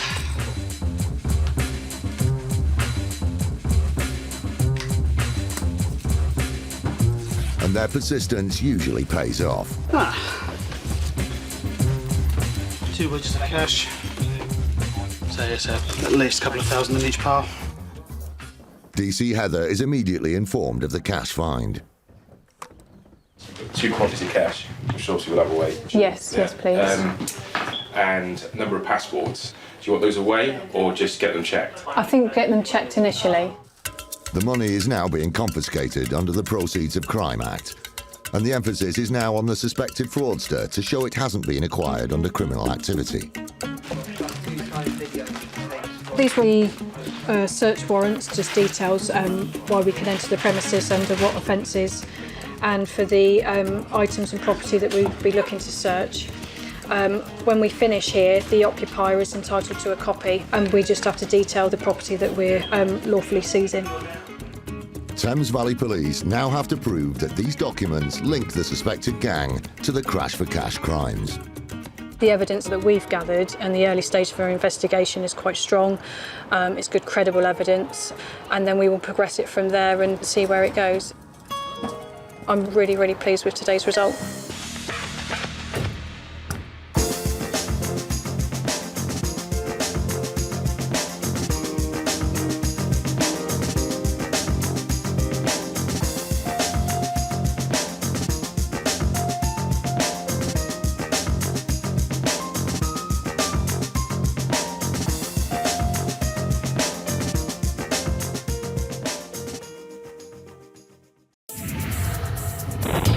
Insurance fraud in the UK has hit epidemic levels. It's costing us around £2 billion every year. That's almost £6 million a day. Deliberate crashes, bogus personal injuries, even phantom pets. The fraudsters are risking more and more to make a quick killing. And every year it's adding over £50 to your insurance bill. But insurers are fighting back, exposing around 14 fake claims every hour. Armed with covert surveillance systems, That's the subject out the vehicle. sophisticated data analysis techniques, and a number of highly skilled police units.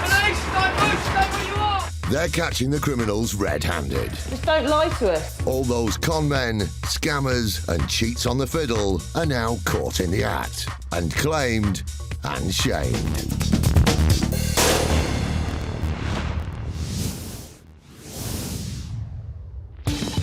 Coming up, whilst abroad, a businessman claimed to have kicked the bucket to the tune of £1.1 million.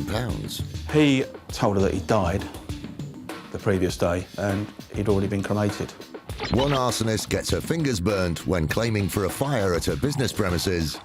There were fuel canisters left uncapped, and the fire service believed that the flammable liquid was used to accelerate the spread of the fire.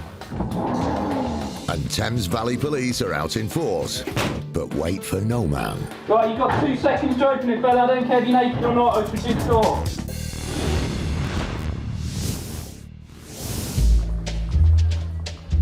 For peace of mind, many have life insurance to help out family and loved ones when they're gone.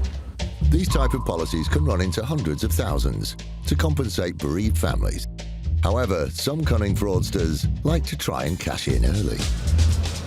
A particular fraudster was on a supposed business trip in the hustle and bustle of Delhi, where he contracted a fatal fever. Mr. Kumar had a life insurance policy for £1.1 million. When the insurers were informed of his death, due to the large amount and the circumstances, they didn't hesitate in handing it over to their investigators. Mrs. Kumar informed life insurance companies that her husband had died whilst visiting India in November 2011. She stated that her husband contacted her on the 19th of November, said he wasn't well and was going to go and visit a hospital to get himself checked out. But that was the last Mrs. Kumar had heard from her husband.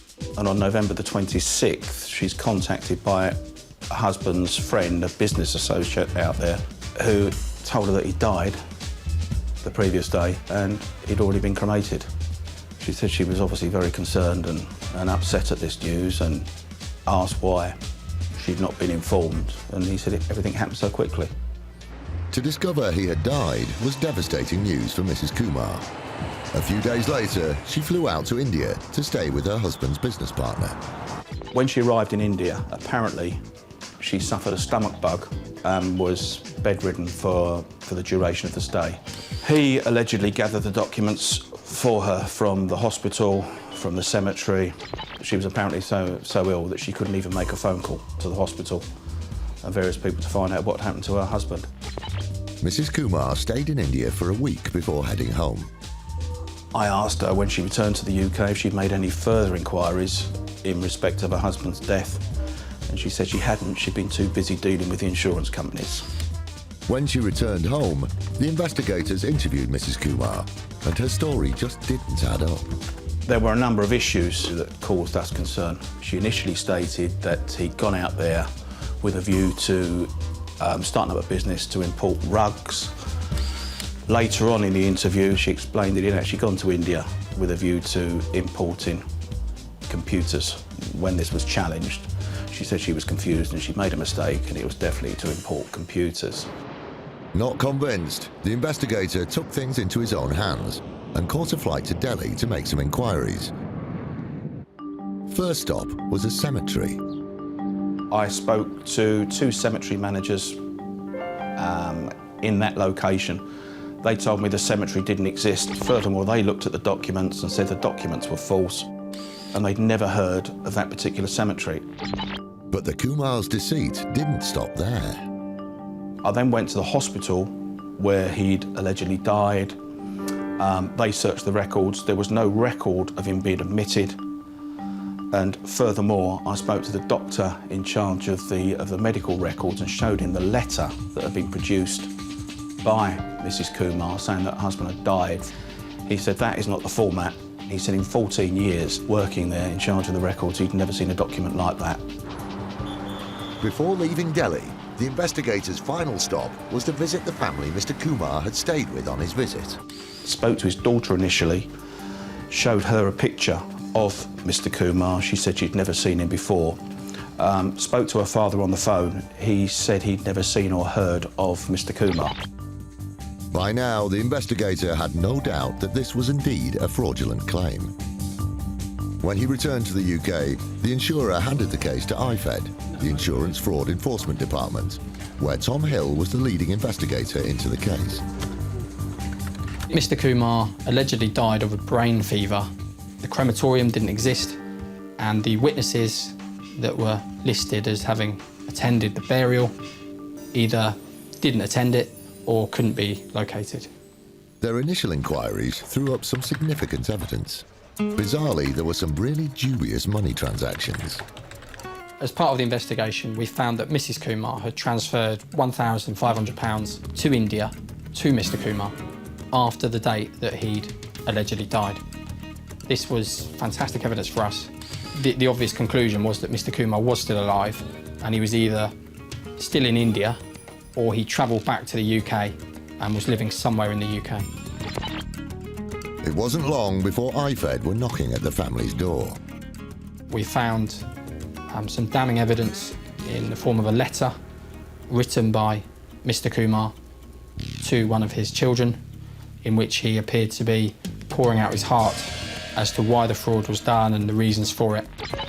Mrs. Kumar was arrested on the spot. However, the news didn't end there. On the day Mrs. Kumar was arrested, I received information from certain intelligence checks we do that Mr. Kumar had flown back to the UK using a fake name and was somewhere in the Hertfordshire or London area. This was a breakthrough for IFED. The case was starting to unravel. And further investigation showed there was a motive behind their fraud. There's a history of failed business ventures and debt that unfortunately had overtaken the family. And I believe this was a way of starting afresh, possibly in India, but more likely, we believe, back in the UK under an assumed identity. The Kumars were clearly rumbled, and within a few days, Mr. Kumar handed himself in. But unbelievably, they denied faking his death. They were both interviewed on a number of occasions in which they denied the offence, and they were subsequently charged with 6 counts of fraud. They were in serious financial difficulties, and this was a way out. In June 2014, the Kumars were sentenced at Southwark Crown Court. Mr. Kumar received 2.5 years in prison, and Mrs. Kumar received a 5-month suspended prison sentence. Which goes to show, he may have had one foot in the grave, but he didn't exactly meet his maker.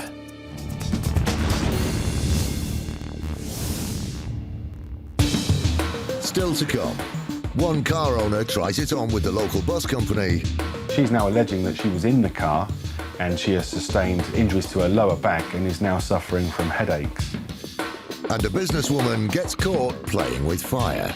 People's motives are complicated and they're tied in with their own personal and business lives, and we don't know what's going on.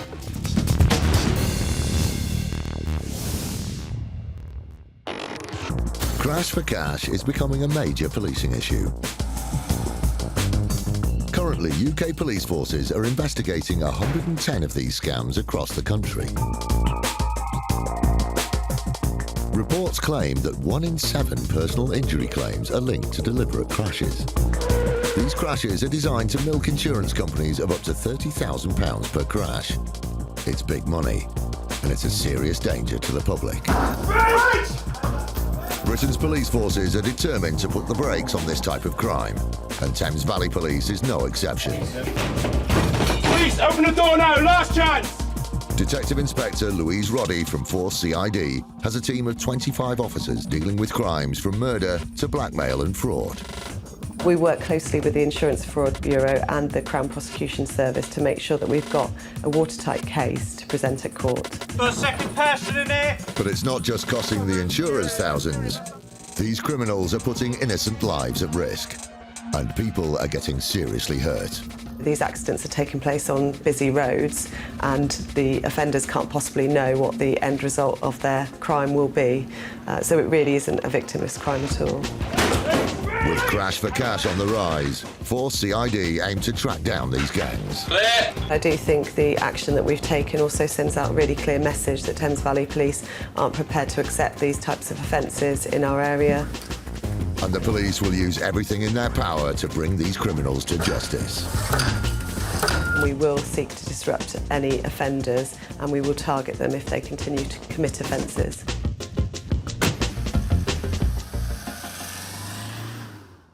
Today, the police are getting ready to raid the home of a suspected criminal who is thought to play a key role in another Crash for Cash gang. Our main suspect at the moment, if he's there, he needs to be arrested. Sergeant Matthew Foskett is leading the team.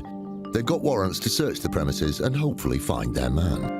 Knock politely, see if he comes to the door. There's intelligence that this may be a multi-op premise. With a multi-occupancy property, it sounds like they might have their work cut out. If it is multi-occupancy, then there may well be several people there that are completely unassociated with this whole scam. So therefore, we need to respect the people that are present. Briefed on today's op, Sergeant Foskett and his team don't waste any time in making their way to the location. I understand that we might be looking at people that are using a range of different identifications to try and avoid detection. In addition to that, we're looking for any information that would relate to collisions that they've had, any paperwork that they've received from insurance companies that they've been filling out to claim for this.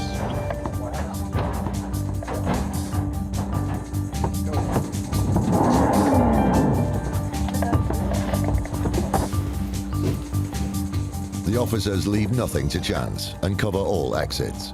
They don't want to give the suspected criminal any opportunity to abscond. We've got lights on upstairs. There are more than 5 flats in this one building. It's crucial that they move quickly and take hold of the premises. Hello, police! Hello, police! Can you come to your doors? Open your door, please! Come to the door! Top floor's clear! On raids like these, the police use all means necessary. The officers don't muck about. A second kick, and they're in. Police! Come to the door! Okay. Can we have the bar up here, please? But downstairs, one of the residents is hesitant in opening the door for the police. Fella, if you don't open the door, I'm going to be kicking it in. No, now. What are you doing in there? Please, you need to open the door. Pardon? Oh, shower.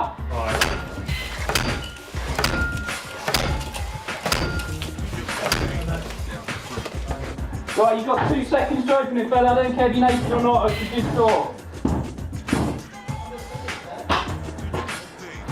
Hello, mate. Thank you. What's your name? Top floor's clear, that room's clear, the lady's got in that one. I've smashed that one in. Within minutes, the officers have managed to search the property for their key suspect. just need to check you out to certain individuals we're looking for today. So once this officer's happy that you're not one of those individuals, we'll take you downstairs and we'll explain to you what's going to go on. But it's just let we are going to search every single room, and that includes this one. Our chap isn't here. The gentleman that's in the bedroom that you've just come into, he used to share that same room with our man, but he doesn't know where he is now. He can't remember when he moved out. So what I suggest we do is start at the top, just search systematically all the rooms, and we're going to have to, looks like, try the other address that I'll get. Morning, how are you? While the residents are questioned for possible leads, the officers start a systematic search of the premises. There's 2 occupants in there. At the moment, we don't believe that they're anything to do with the situation, but they have been detained for the moment while we continue to do the search. Still to come, it turns out there was more to the man in the shower than meets the eye. You're under arrest on suspicion of conspiracy to defraud, suspicion of conspiracy to destroy and damage property, and suspicion of dangerous driving. And the officers race to a second address in their search for the suspected criminal. It's the police. Could you let us in, please?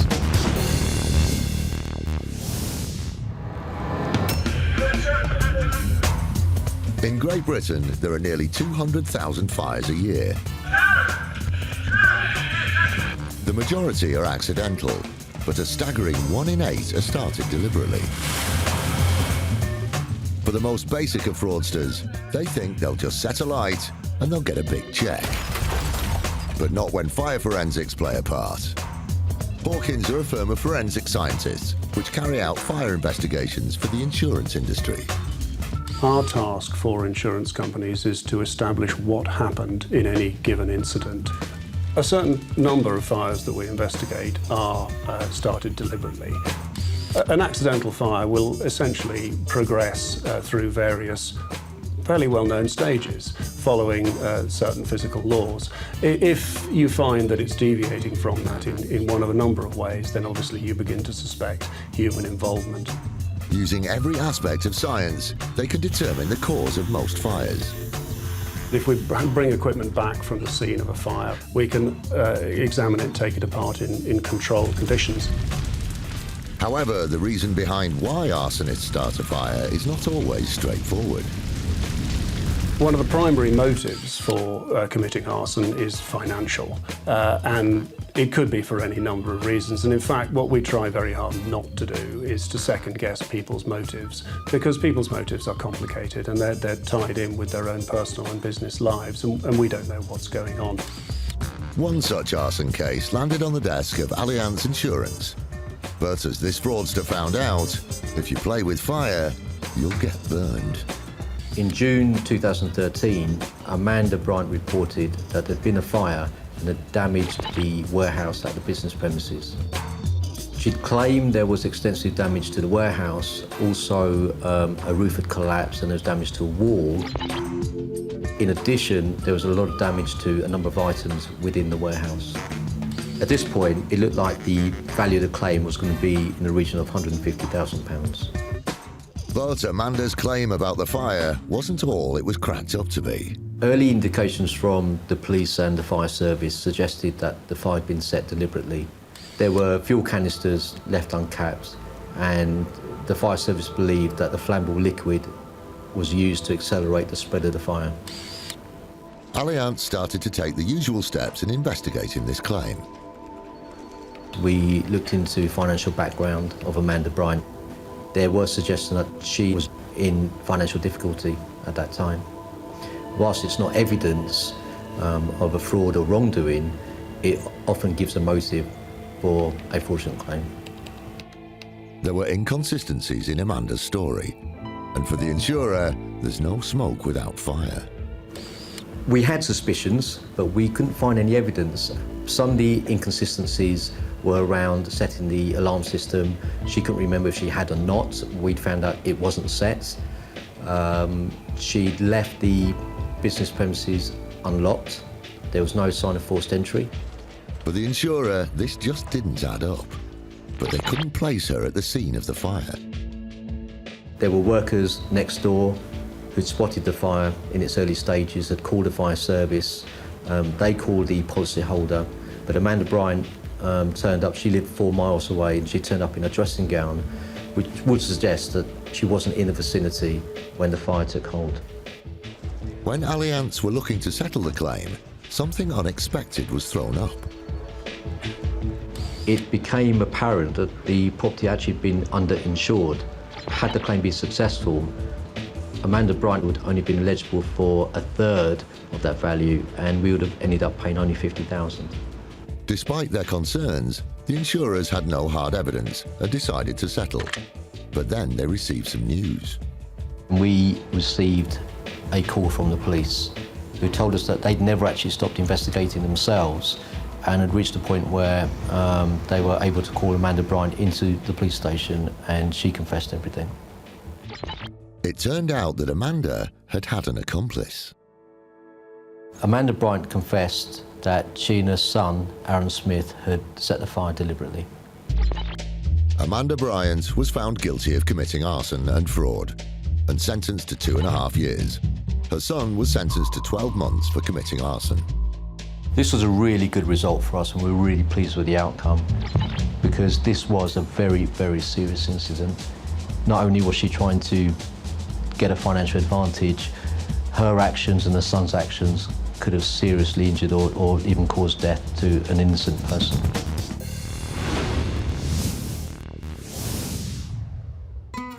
When making a claim, people come up with many stories, from the sublime to the ridiculous. But some people really do live in an imaginary world, as bus company First Group found out. On the 30th of November 2011, the bus is travelling through a residential area. It's quite a tight road. There's traffic on sort of both sides, and as the bus has passed a line of cars, he's accidentally scraped one of the vehicles as he's going past. There was another driver on the bus, and they both got out to inspect the damage. Just far from being a serious accident, it was a very minor impact. We would expect to see some cosmetic damage to the vehicle. There was only some minor scraping to the bus, but there was a bit of damage to the car door, yeah. At that time, the partner of the car owner has come along to the scene of the accident as well, and they've exchanged details and discussed the case. The drivers then got back to the depot, made his report of the incident, and having obtained the owner's details, we phoned up to arrange for their car to be repaired. We will try and do this within 6 hours of an accident. During the phone call with the partner, the bus company set about confirming what had happened. He's confirmed that the bus has driven past and struck the parked and unattended vehicle.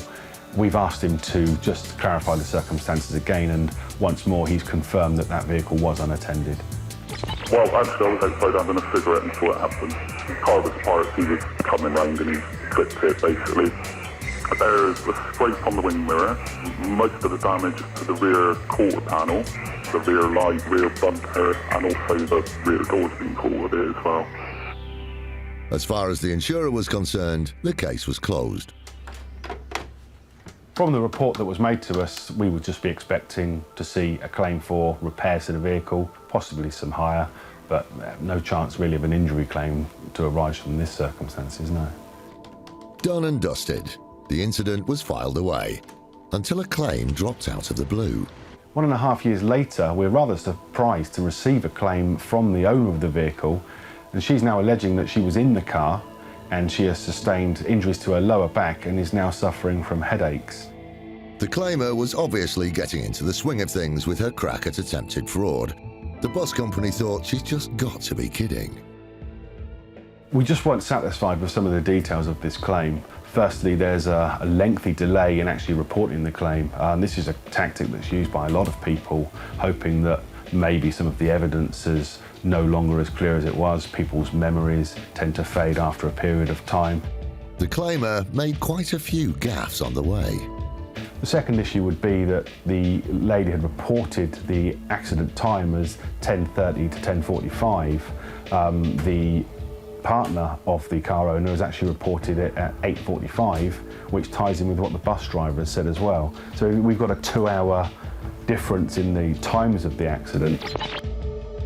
Not only did the claimer get in a muddle about the time of the accident, it turned out she also forgot the whereabouts of her boyfriend at the time. She's actually said in her statement that she was waiting for her children at the time in the car.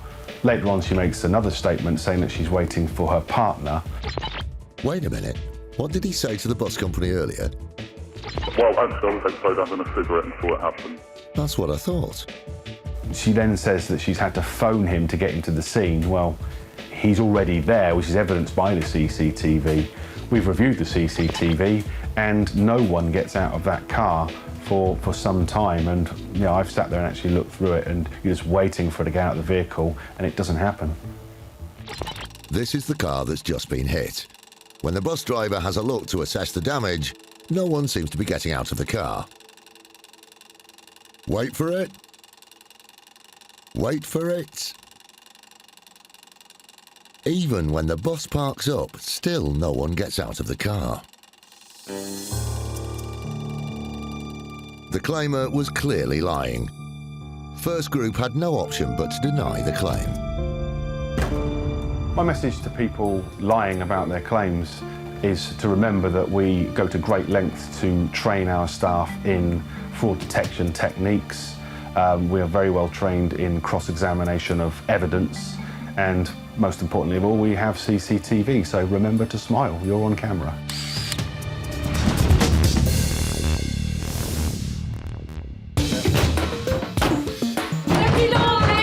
Top floor's clear. Thames Valley Police have just raided a house of a suspected crash for cash criminal. We just need to check you out because there's certain individuals we're looking for today.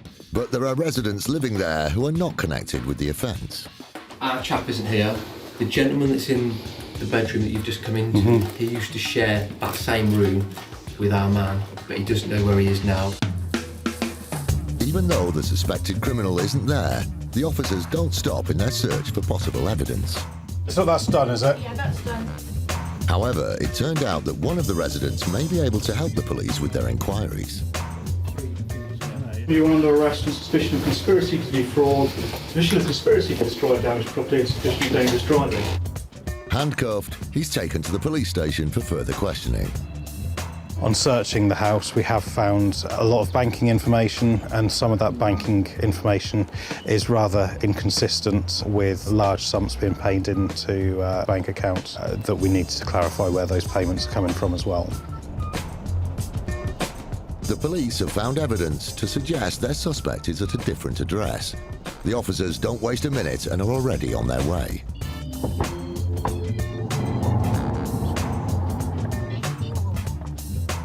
But they don't have a warrant for the premises, so they won't be able to enter with force.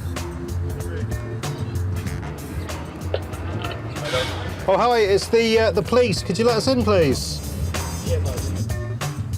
The police need to establish which flat may house the suspected criminal. Finally, someone answers the door to the officers. All right, mate, we'll just come and have a chat. Nothing to worry about. We're police officers. They need to go in to confirm their suspected criminal isn't inside.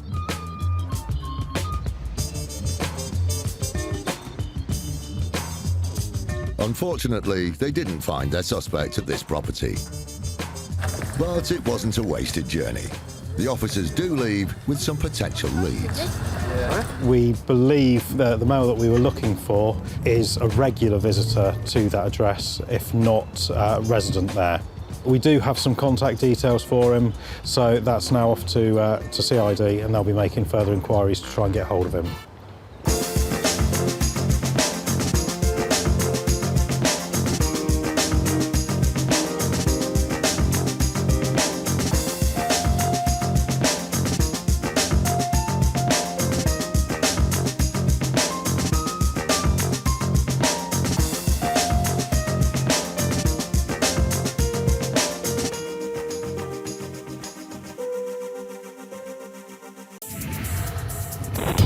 Insurance fraud in the UK has hit epidemic levels. It's costing us around £2 billion every year. That's almost £6 million a day. Deliberate crashes, bogus personal injuries, even phantom pets. The fraudsters are risking more and more to make a quick killing, and every year it's adding over £50 to your insurance bill. But insurers are fighting back, exposing around 14 fake claims every hour. armed with covert surveillance systems, That's a subject out the vehicle, sophisticated data analysis techniques, and a number of highly skilled police units. Police, don't move, stay where you are! They're catching the criminals red-handed. Just don't lie to us. All those con men, scammers and cheats on the fiddle are now caught in the act and claimed and shamed.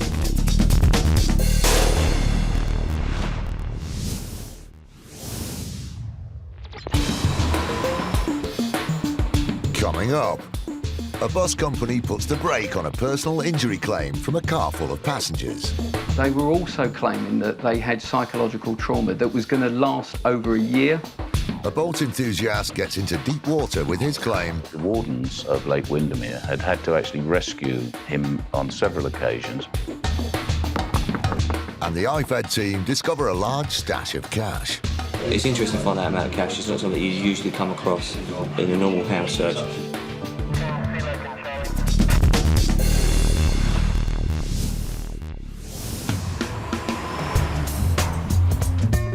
London's iconic red buses have changed a lot since the early days of horse-drawn wagons. They're now fast, efficient and high-tech. And London is chock-a-block full of them. In London, operating on behalf of TfL, there's over 7,600 buses, and there are 2.4 billion passenger journeys a year. Abellio operates 600 of these buses, and out of a whopping 140 million passenger journeys, the vast majority run smoothly. But on the rare occasion there is an accident, Abellio investigates any insurance claims thoroughly, as they did with one received in July 2009. The claim came off the back of our 350 service, which runs from Hayes Station up to Heathrow. In the summer, 11 o'clock at night, our vehicle was trying to park on the bus stand, and there was a VW Charan taxi cab that was just in front of the bus stand, and our bus clipped it as it was parking. Despite only nudging the car, it wasn't long before Abellio were contacted by its occupants. We received in claims from 5 individuals. These claimants were claiming for back and neck injuries of a whiplash-type nature, but they were also claiming that they had psychological trauma that was going to last over a year. That was supposedly backed up by medical evidence. All in all, this mounted up to £27,000 worth of claim against us. Hang on. That seems a lot of money for a minor incident. Alan's team began investigating the claim. When the claim came in, we knew something was wrong. As part of their investigations, Alan's team used state-of-the-art technology. We've got kit on our buses that enables us to tell the G-forces of any incident. The G-force was measured as extremely low, meaning there must have been very little contact between the bus and the taxi. The slow impact nature of this incident, there wasn't going to be psychological trauma, there wasn't going to be back and neck injuries. Fortunately, on Abellio's buses, there are up to 16 CCTV cameras covering both the inside and outside of each bus. Alan and his team scrutinised the footage from the date in question, only to discover something very surprising. When we looked at the CCTV, we could see that only the driver was in the cab. In fact, we see the driver get out of the cab, lock it, and go and walk to our driver. And that looks like a suspiciously empty car to me. Clearly, the claimants weren't present at the time of the incident. It became apparent to Alan that the insurance claim was simply a pack of lies. As a result of this, we immediately contacted the police as part of Operation Catcher. Operation Catcher is a department within the Metropolitan Police that hunt down organised insurance fraudsters. If we weren't on top of this and we simply accepted it, first of all, it would snowball and get thoroughly out of hand. And if we were paying off claims like this, not only would fares go up, bus companies would go out of business, and in the end you wouldn't have a public transport system. So there is only one choice for the bus operators, and that's to take a very robust approach and work hand in glove with the police. Alan and his team now had enough evidence for the claimants to be brought to book. The individuals were taken to court and found guilty of fraud. 3 individuals received 9 months suspended sentence and 200 hours community service, as well as having to pay costs. The driver, who was at least there at the time, received a 12-month suspended sentence and 300 hours community service, as well as paying costs. The dodgy claimants were banged to rights, and justice was served. But for Alan, it was a bittersweet victory. While they were found guilty of fraud, which was satisfactory, I would hope that they would actually receive more robust sentences, because they're premeditated. This isn't a spur-of-the-moment thing. It takes time to think about putting in such a claim. And they were trying to extort nearly £30,000 from the company. But it's not just the shifty claimants that Alan has a problem with. It's those who represent them as well. I think what would help it is if third-party solicitors actually looked at the credibility of claims that come to them. If you looked at this incident and the circumstances of a slow-speed collision, to claim psychological trauma that would last for more than a year, to claim whiplash, back and neck injuries, just really wasn't credible. This case was closed, but to Alan's frustration, other chancers continue to try it on with his bus company. I don't think in any way bus companies are a soft target. Maybe some individuals out there still think that's the case. Given the technology we have, given the amount of effort we go to, and given the approach we take, which is very robust, and our working relationship with the police, anyone who still thinks that is very much mistaken.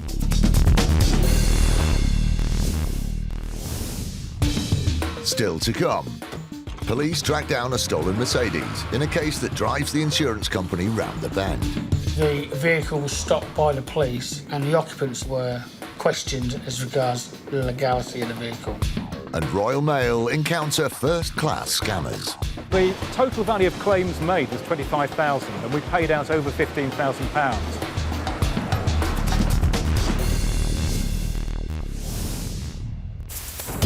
In January 2012, the City of London Police joined the fight against insurance fraud by forming an elite squad known as IFED, the Insurance Fraud Enforcement Department.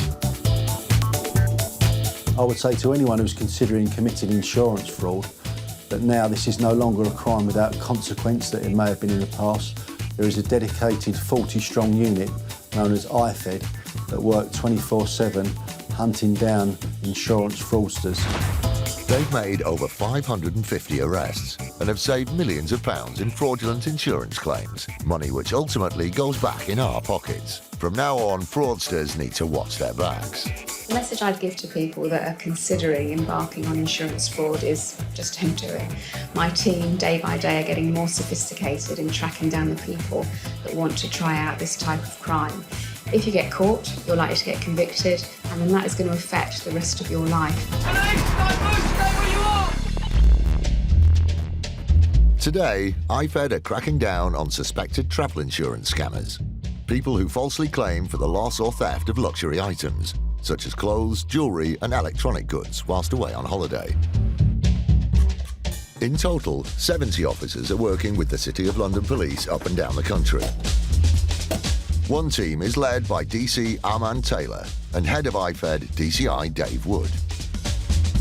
It's now approaching 7 o'clock and we're about to enter the premises of one of our suspects, hopefully arrest him and search his premises looking for property that he's reported stolen. It seems to be taking a long time for the suspect to answer the door. Someone's got to be waking up. Dave is growing increasingly impatient. Today's raid is the result of months of investigative work. We're thinking it's occupied, but there's no one coming to the door. It's not looking good. The support team may have to gain entry by force. That will soon wake up any occupants. But in the nick of time, the police spot signs of life through the letterbox. Police, can you come to the door, please? Morning. From the City London Police Insurance Fraud Team. I'm here today to speak to you regarding a claim that you've made. Once inside, it doesn't take long to identify their rather shell-shocked target. You're under arrest on suspicion of fraud by false representation relating to the claim that's been made. I've got to caution you that you don't have to say anything, but it may harm your defence. If you do not mention when questioned something too later on in court, anything you do say may be given in evidence. Placing the suspect under immediate arrest is a crucial step in police raid protocol. You haven't been arrested before, have you? It appears the suspect has been caught off guard and is visibly shaken. You're upset about it, but unfortunately this is the way it's going to be dealt with today. All right. Right, what you can do... Dave Wood informs the suspect of what's going to happen. We'll be searching top to bottom for those items you've said were stolen. If you can show us where those items are, it makes it a lot easier. And it also shows you're cooperating with us. Did you want to help us out with the location of the items? Well, I've got a list. I've got a list in here. The list is a breakdown of the luxury goods that the suspect claimed had been lost or stolen while on holiday. The suspect cooperates, and IFED commence their search.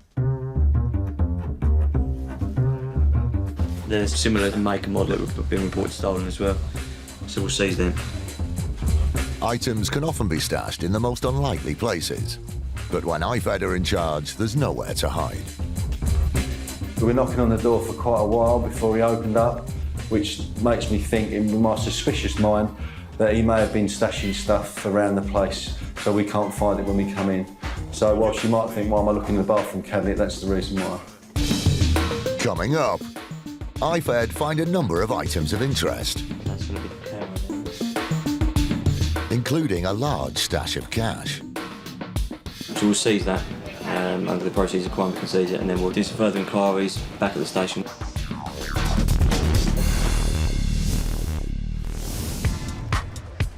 For many, insurance provides peace of mind. From the thefts of cars and laptops to damage to personal valuables and your home. John Beadle has worked in the industry for 15 years, and in his time, he's come across a few who have tried it on. Sometimes I wonder if people think insurance companies are completely stupid. Some of us have been there. Sitting in a restaurant or a cafe, you turn round and your bag's gone. Unfortunately for one of John's customers, an impromptu visit to a restaurant ended in disaster. This gentleman had been shopping when he decided that he would pop into a branch of a well-known restaurant chain for his piri-piri chicken for lunch, and he left his laptop by the side of the table. The claimer was clearly gutted by his stupidity. Losing a laptop, of course, can be very upsetting in the sense that you've got a lot, potentially, of precious information on there, so he was clearly upset. On receipt of the claim, the insurer set about making their usual inquiries, which sparked their suspicions. It transpired that he hadn't reported this to the restaurant itself, and indeed hadn't reported it to the police either. They investigated further, and it transpired all wasn't what it seemed. When we looked at the CCTV footage at the restaurant, he'd never actually even been in the premises that day, let alone with or without his laptop. The insurer confronted the claimant with their findings, and the claimant admitted that he had in fact made a bogus claim. We reported him to IFED, and he's ended up with a criminal record, and he will also be entered on the insurance fraud register, which will cause him difficulties in obtaining insurance cover in the future. But this is just one of the many claimers over the years that have tried to pull the wool over John's eyes. From exaggerated home contents insurance claims to organised insurance scams. One particular chancer thought his claim would be a drop in the ocean. We do write a lot of insurance business. We're one of the biggest marine insurers in the UK, of course, and that ranges from oil tankers to pleasure craft. One of our customers' boats that he uses on Lake Windermere was put into storage in the winter and stayed in storage for some 5 months until it was taken out in April when he reported to us that the engine had been damaged during storage. The claim was for water damage to an inboard motor and soft furnishings on a boat. John could understand his customer's misfortune. This was a very unlucky policyholder who'd suffered this damage, and of course it would have cost us several £1000s to repair the engine for him. John and his team decided to drop anchor and process the claim as quickly as possible. But it soon became clear that this claim was not above board. On making inquiries, we found that before the vessel was put into storage for the winter, the wardens of Lake Windermere had had to actually rescue him on several occasions. On 4 occasions, they'd had to tow our policyholder's boat in because the engine had broken down. In fact, the last occasion was about 2 weeks before he took the policy out with us. On closer examine, the engine was found not to be damaged so much as suffering from wear and tear because of its age. But this sailor really went overboard with his claim.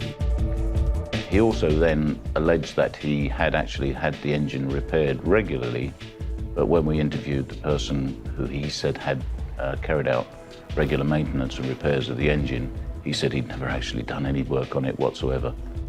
For John, this claimer was simply an opportunist. I think he knew that the engine was shot to pieces and was no good, and so thought he would take a policy out with us and wait a decent period and then make a claim, and that we wouldn't investigate it. Unfortunately for our sailing enthusiast, his fake claim was heading for the rocks. The outcome of this case is that we clearly didn't and aren't going to pay this claim, and we voided the policy, so this gentleman is no longer insured with us. His claim had sunk without a trace. John and his team weren't going to be taken for a ride. Absolutely a blatant lie, and a gentleman that thought that we would just pay up, I guess, without investigating this. People need to realise that insurance companies aren't a soft touch.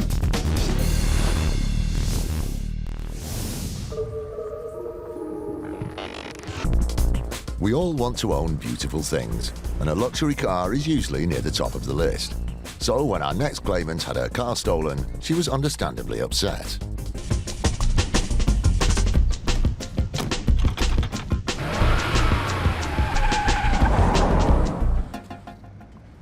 The original claim was for the theft of a Mercedes 180 motor vehicle. Motor theft is a multi-million-pound business in the UK, so police take it very seriously. Luckily, the car was insured by Direct Line's sister company, Privilege. So the customer reported her vehicle stolen to the Met Police, who issued a crime report, which she then submitted with her claim. The claim was then processed and it was subsequently paid. So the road ahead was finally looking clearer for our customer. Her beloved car had been snatched, but the compensation meant she could park her distress, for now. In March of the following year, 2013, the vehicle was stopped by the police and the occupants of that vehicle were questioned as regards the legality of the vehicle. The culprits had been caught red-handed, cruising around in our claimant's beloved Mercedes. But the case was about to change gear. As a result of the vehicle being stopped by the police, Privilege reviewed the existing claim and identified that at the time that the claimant made their claim, it was not in fact a stolen vehicle. During questioning, police were surprised to find that the driver not only possessed a set of keys for the vehicle, but was also carrying authentic documentation, proving that they owned the car and that our claimant no longer did. But if they weren't dealing with a stolen car, what were they dealing with? Someone who didn't want to pay their congestion charge penalties. In this case, the claimant, who lives in London, had accrued a number of unpaid congestion charges.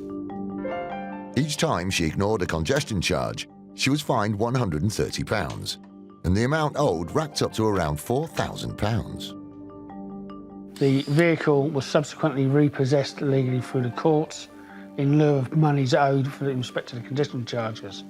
Not content with that, the claimant reported her vehicle stolen the day it was repossessed. Worse still, the real victims in this were the new owners of the car.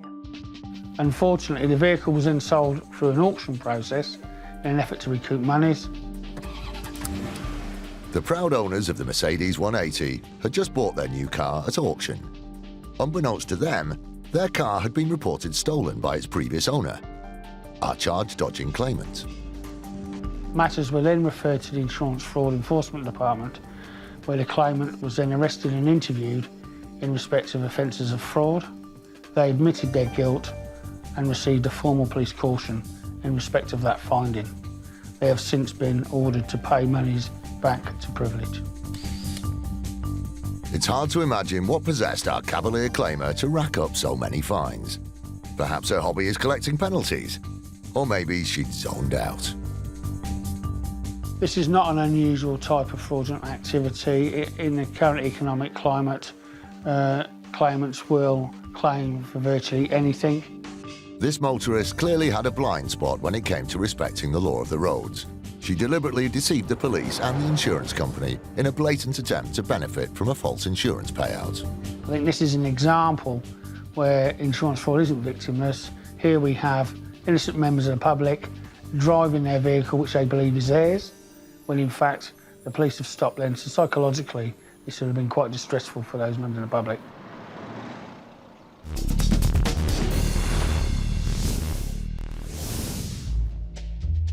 Royal Mail is a much-loved British institution.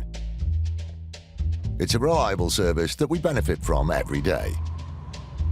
Their mission is to always deliver, even if the package is damaged.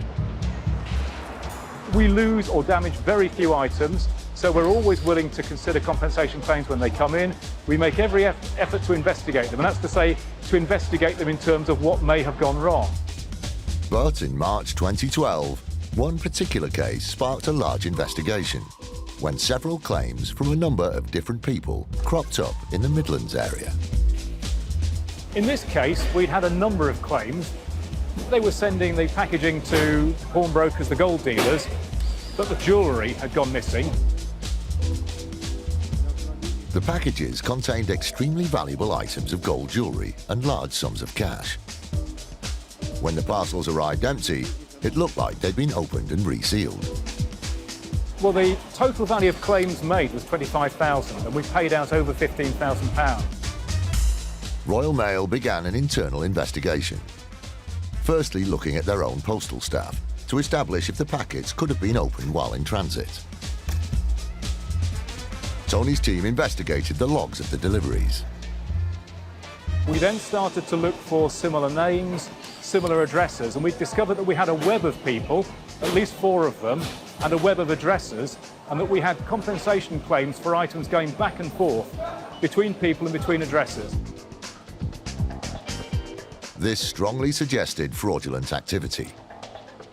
The plot thickened when Tony received a tip-off. But we received a call from a pawnbroker's where somebody was trying to cash several cheques to the value of several £1,000s, drawn against Royal Mail. The pawnbrokers themselves were suspicious because of the size of the cheque. The pawnbroker turned the fraudster away. However, the dodgy scammers continued to claim for parcels allegedly meddled with. This time, Royal Mail refused to pay. Meanwhile, Tony's investigation team delved deeper and began to join up the dots. The links were obvious. It was reasonably sophisticated in that some attempt was being made to hide through the use of aliases and a web of addresses. Tony's team had uncovered the gang's plot. They were padding out empty parcels to try and frame innocent postal workers in a bid to get rich. The investigation led to search warrants being executed at 3 addresses, and 3 individuals were arrested. They appear to have been operating for just under 2 years, and we became aware towards the end of that period. I think in this case, one of the gang members was a career criminal. The story that was told in court, that we probably believe, is that he was putting pressure onto the others to help him. So I think one person was benefiting, 4 people at least were involved, and 3 people actually were sentenced as a result of this. The fraudsters appeared at Nottingham Crown Court for their roles in the fraud. Lee Wally received a 10-month suspended prison sentence, and Kevin Newton was sentenced to 12 months in prison. The other fraudster, Stacey Haining, was ordered to pay over £3,500 in compensation, as well as completing a 1-year community order. Tony had stamped out the scam, and the fraudsters were in a royal mess. And for any other customers contemplating making a false claim, Tony has these words of warning. My very simple message to anyone considering this sort of fraud is don't do it. Don't do it because not only do Royal Mail investigate, but the police investigate and most other companies now investigate. But computers make this sort of crime increasingly difficult to commit. Once you start to lay some tracks, once you start to do the same thing 2 or 3 times, we will spot you and we will catch you.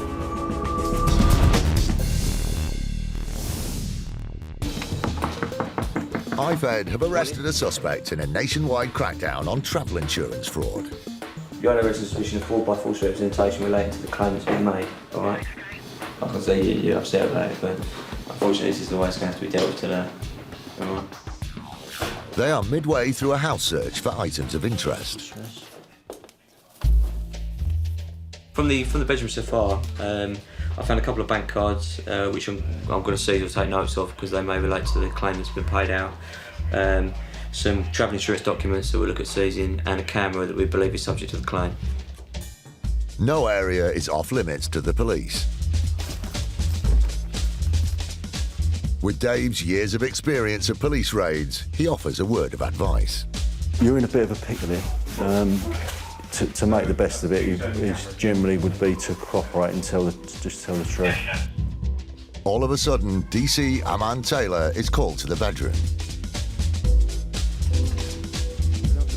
Found a quantity of cash in the bottom of the cupboard, so we'll seize that under the proceeds of crime, and then we'll look at do some further inquiries back at the station once we've got everything together and put down a plan of action on how we're going to deal with it. It's interesting to find that amount of cash. It's not something you usually come across in a normal house search. Not sort of cash you'd expect to find during a house search. Large sums of money, we would always seize it because you don't know where it's come from, and it's then his responsibility to explain where it's come from.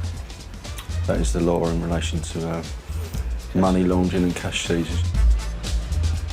The suspect is led out to the unmarked police car.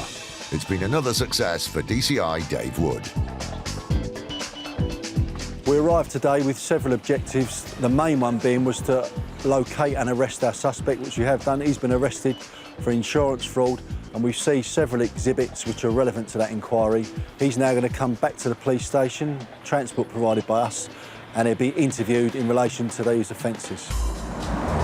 So I am totally happy that we have mission accomplished this morning. It's also been a good day for the wider IFED team around the country. 13 people have been arrested in today's crackdown of alleged travel insurance fraud. Officers seized thousands of pounds in jewellery, clothing and electronic items. These cases remain under investigation.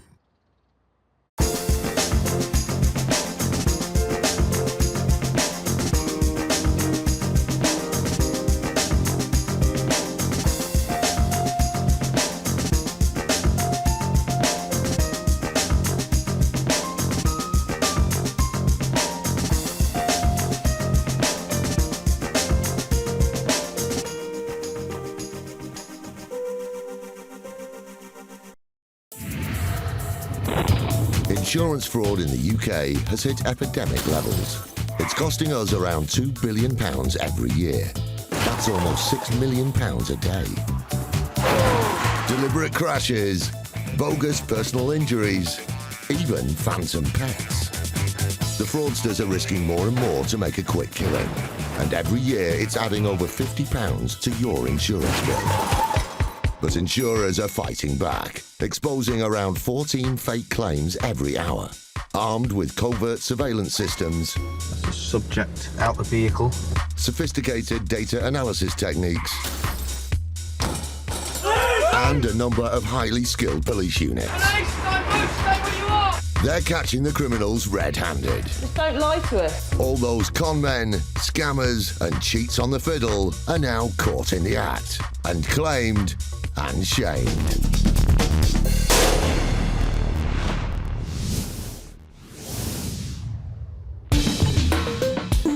Coming up, a convicted drug dealer thinks a bump on the head will give him a bumper payout. Mr. Foster claimed that he'd fallen from his top bunk during the night and that he'd been knocked unconscious, suffering a severe head injury. Thames Valley Police continue to clamp down hard on suspected crash for cash gangs. Hello, it's the police. And after feeling under par, a golf professional tees himself up for a double bogey. He insurance company grew suspicious because they received information that Mr. Turner had been working at a golf club.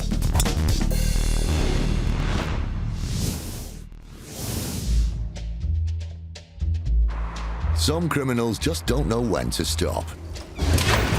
And you'd think being locked up would be enough of a deterrent. But for some, time inside just seems like an excuse to steal from hard-working taxpayers. Too many prisoners now see bogus personal injury claims as a nice little earner. And the kind of people who put in false claims while in prison are the kind of people who don't realise the implications of doing so, both cost and to their own freedom.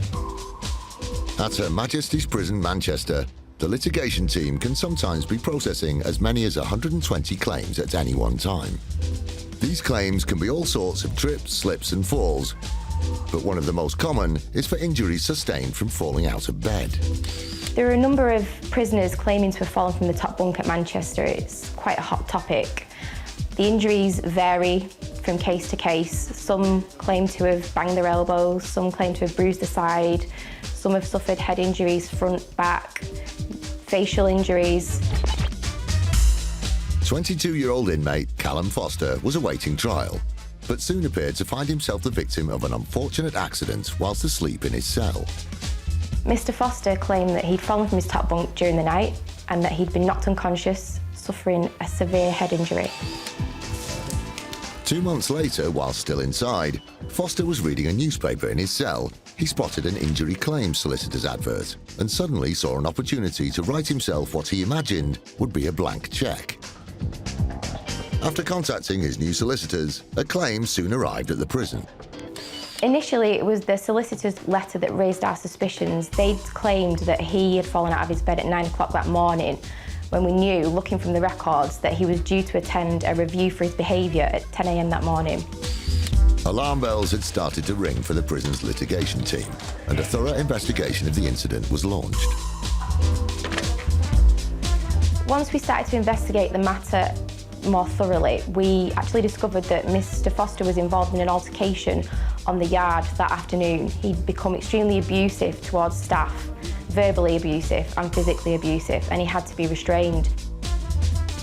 After any such restraint, prisoners are automatically referred to medical staff and thoroughly checked over. After the incident, he was seen by a nurse who noted that he'd received a small raised bump to the front of his head. Foster realised there was an opportunity to exploit his earlier injury and came up with a clever plan to claim for a fall in his cell. At least it would have been clever had Foster not forgotten that his bump on the head had already been noted in the medical records a few hours before.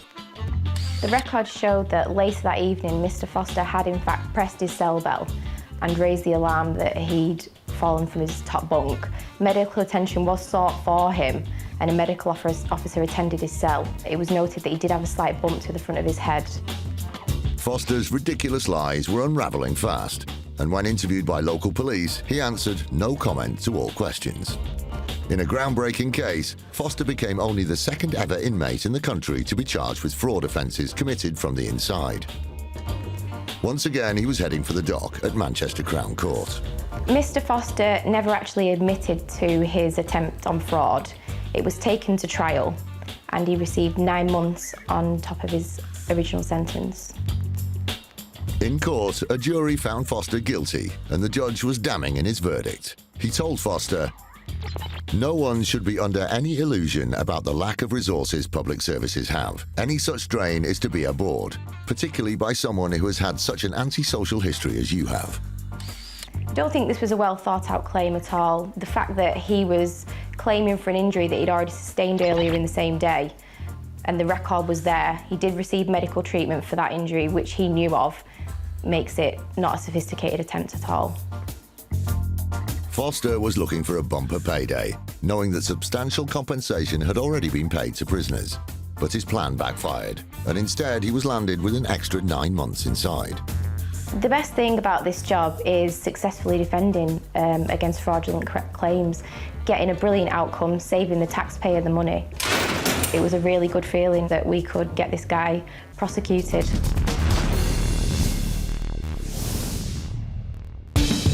Still to come, The Asset Protection Unit play cat and mouse with an evasive customer whose borrowed car has crossed the point of no return.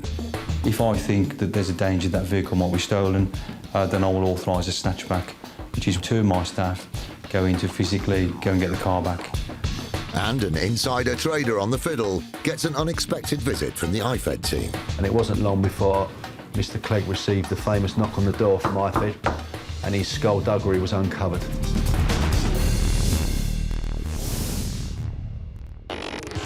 Crash for cash is becoming a major policing issue.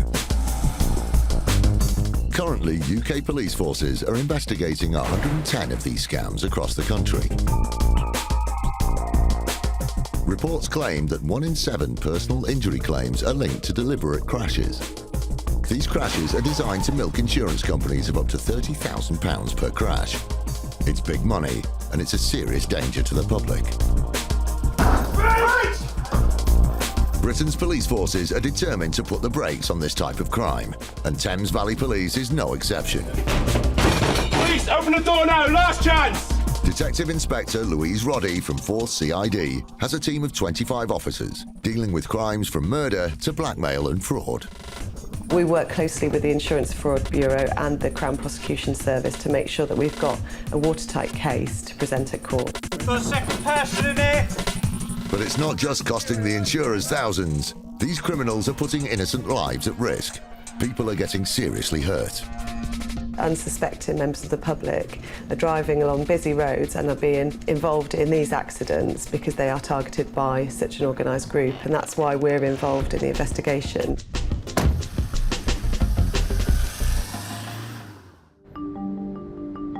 It's early morning at HQ. After months of hard work, today is the start of an operation designed to smash another suspected crash for cash gang, believed to be working in the area.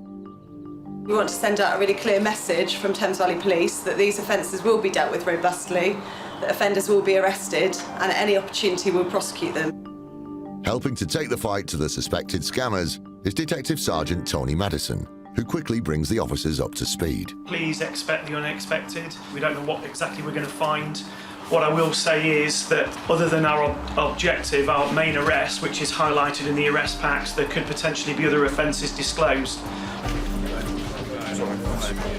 The coppers begin to head out, ready to hit the suspected fraudsters right where it hurts. With 5 separate warrants served across multiple raids, the rapid entry team are called in to assist at every single address. Police officers, open up! Quebec Sierra 50, out the address.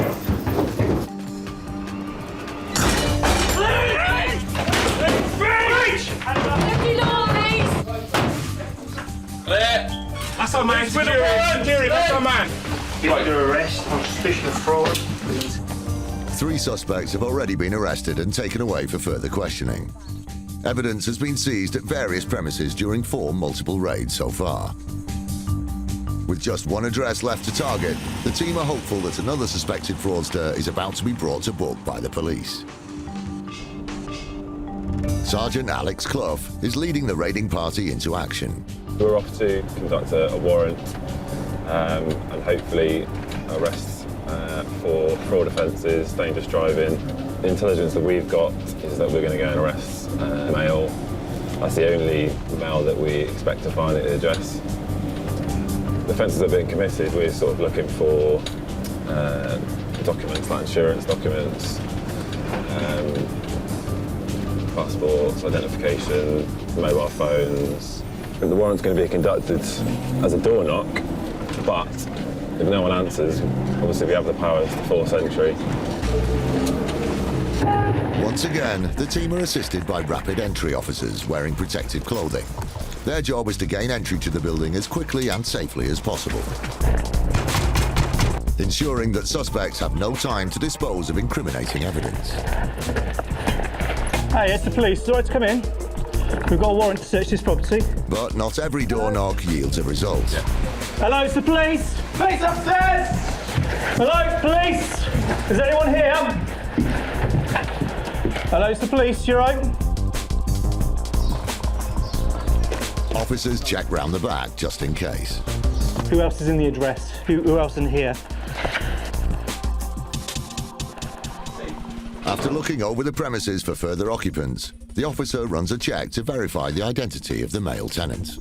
We suspect that there is a person living at this address that has committed offences. No, not you. But we still need to search the property. We'll need to search the whole property in relation to the offences of fraud, conspiracy to destroy or damage property, and also dangerous driving. A thorough search is carried out across the house. Detailed checks are made in bags, boxes, drawers and cupboards in every room, making sure that no mattress is left unturned in the hunt for evidence. Getting letters like that, but an address just down the road. Okay, so... I'm thinking of our suspects linked with these guys. Yeah. This address, has that got anything that could link them? We've just found some sort of various letters regarding financial arrangements relating to either the landlord of this property or the younger male occupant, but at a different address. So it may be that there's a group of addresses in the area where people are moving around, so it could be relevant. As the search for evidence continues, the boys in blue check further documentation to try and confirm the details of all the occupants at the premises. We detained 3 persons, done some checks on them, and we are confident that they are not connected to the person that we were after originally, with some valuable intelligence, but unfortunately not the suspect that we were after. This morning's search is over, but contacting the owner of the property may yield further clues. That's us done. We've got some details of the landlord which we're going to progress with to find out whether or not our suspect lived here and perhaps a fraudulent address to where they've gone to.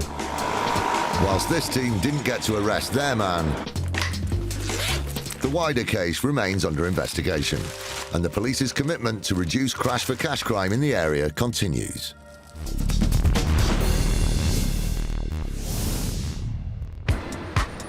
In times of financial hardship, as the bills start piling up, people begin to worry about keeping a roof over their heads. Thankfully, for a relatively low sum each month, income protection insurance is there to cover up to 70% of earnings should you fall ill. Especially useful if your job is more like a hobby, but relies on you being fit and well. 52-year-old professional Laurie Turner was one of the lucky few that got to ply his trade on the greens and fairways of Yorkshire, whilst helping local golfers improve their game. Unfortunately for Mr. Turner, a debilitating knee problem threatened to put paid to his ideal vocation and saw his golf career heading straight for the bunker. The claim was that he was unable to work, which involved teaching golf and also playing golf on the pro circuit. Luck was on his side. Turner had done the sensible thing and already had income protection insurance. Very soon after notifying insurers of his injury, he started to receive monthly compensation payments. The insurance company grew suspicious because they received information that Mr. Turner had been working at a golf club and giving lessons to members of the public. The insurance company called in a private investigator who promptly dusted down his clubs, picked up the phone and booked himself in for an actual lesson with Mr. Turner. Despite the fact that Laurie Turner had a knee injury, you can see that he's able to stand, swing a golf club, and it shows him receiving money at the end of the lesson. With the lesson ended and his golf swing vastly improved, the investigator passed the conclusive evidence directly to IFED, the Insurance Fraud Enforcement Department at the City of London Police. It was found that Laurie Turner was playing golf on the Professional Golf Association Northern and Yorkshire tours and receiving money for entering and playing in tournaments when also claiming on his insurance policy. With the weight of the evidence stacking up against him, Turner was well and truly in the rough. IFED arrested Laurie Turner at a golf shop he was working at, and he was prosecuted and charged with fraud by false representation. Pleading guilty at Leeds Magistrates Court, he was ordered to carry out 140 hours of unpaid work and to repay over £8,000 that he had fraudulently claimed. This type of insurance policy, income protection, is really important for people if they should fall ill and be unable to work, if they can't pay their mortgage. But unfortunately, Laurie Turner abused this policy by continuing to work and play golf and give golf lessons whilst receiving money from the insurance company.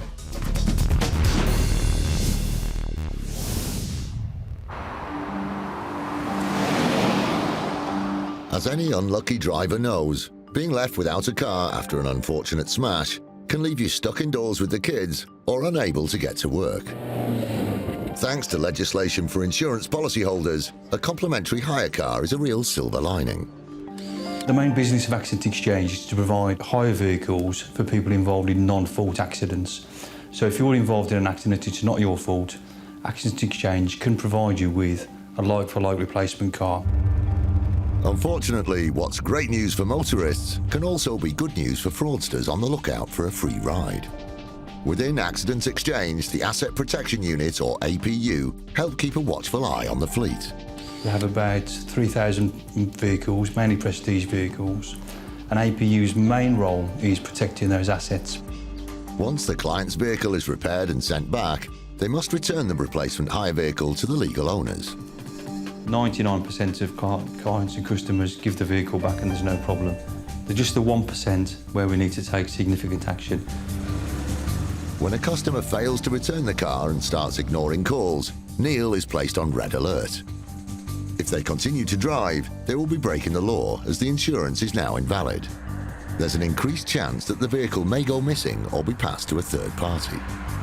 If I think that there's a danger that vehicle might be stolen, then I will authorise a snatchback, which is 2 of my staff go in to physically go and get the car back.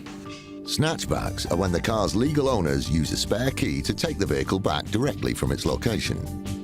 Used as a last resort, this type of operation always carries an element of risk.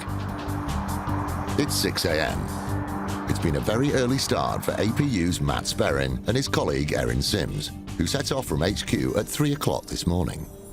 They're making their way to the family home of a client who hasn't returned a vehicle to Accident Exchange.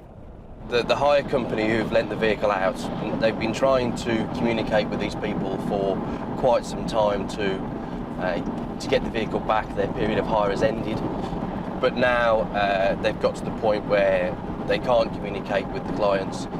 They've been trying to call them, there's no answers, they won't reply to voicemails, emails, letters, texts and whatever else has been sent to them. So the only option that's been left to them to protect their asset is to recover the vehicle.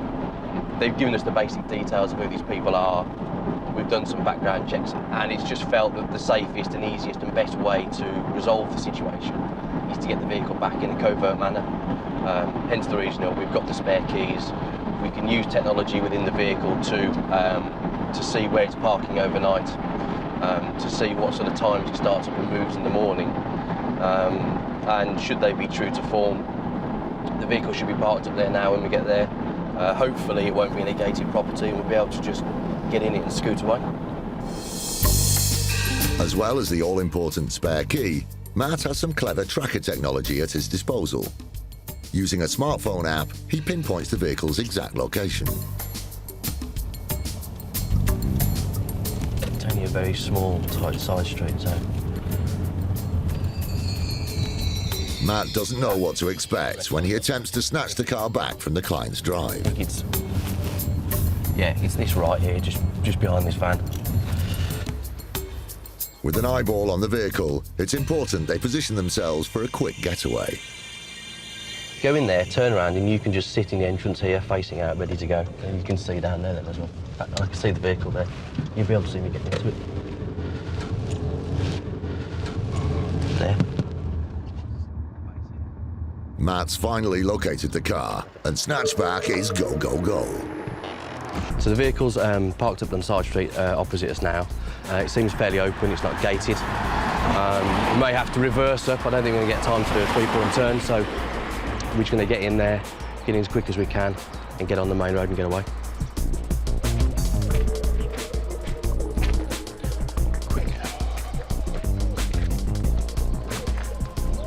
Time is of the essence. Now he's in, the last thing he wants to do is stall it. Matt has to be careful not to wake the client who's sleeping like a baby. He has to be quick and discreet. Snatchback complete. Successful recovery. It's always difficult when we're getting vehicles back from down little side roads, side streets. You know, you've got to manoeuvre something out. This is quite a big vehicle, so managed to get out there, no damage. This is probably, what, £30,000 worth of someone's hard-earned money. And if it was 30 grand in cash in a bag, you know, we'd all be jumping up and down trying to get it back. And it's the same principle for me, to be honest. You know, they might not care about it, it might not be their vehicle, but it is someone's vehicle. It's the livelihood of the business who own the vehicle, and it's in everybody's best interest to get it back unscathed.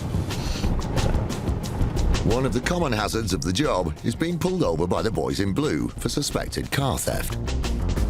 Once he's a safe distance from the location of the recovered vehicle, Matt contacts the police in case the clients report the vehicle as stolen. It's just to let you know that we do now have possession of that vehicle. If somebody does ring up inquiring you about it, if they could be just directed to ring the main office number, that would be fantastic, thank you. Matt gives the car a once-over, noting the vehicle's condition and making a photographic record of the contents.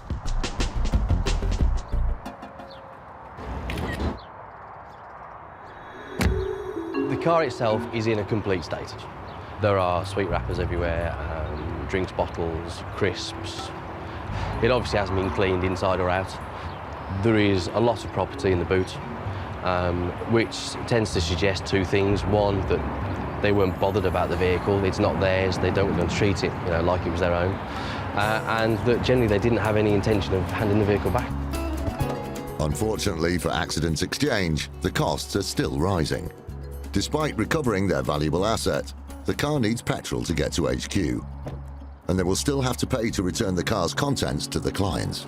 I think they feel it's a victimless crime.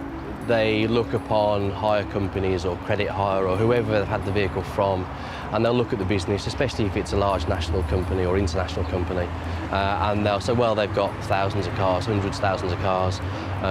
It doesn't matter to them. Whereas the truth of the matter is, it is valuable to someone. It is £30,000 worth of vehicle.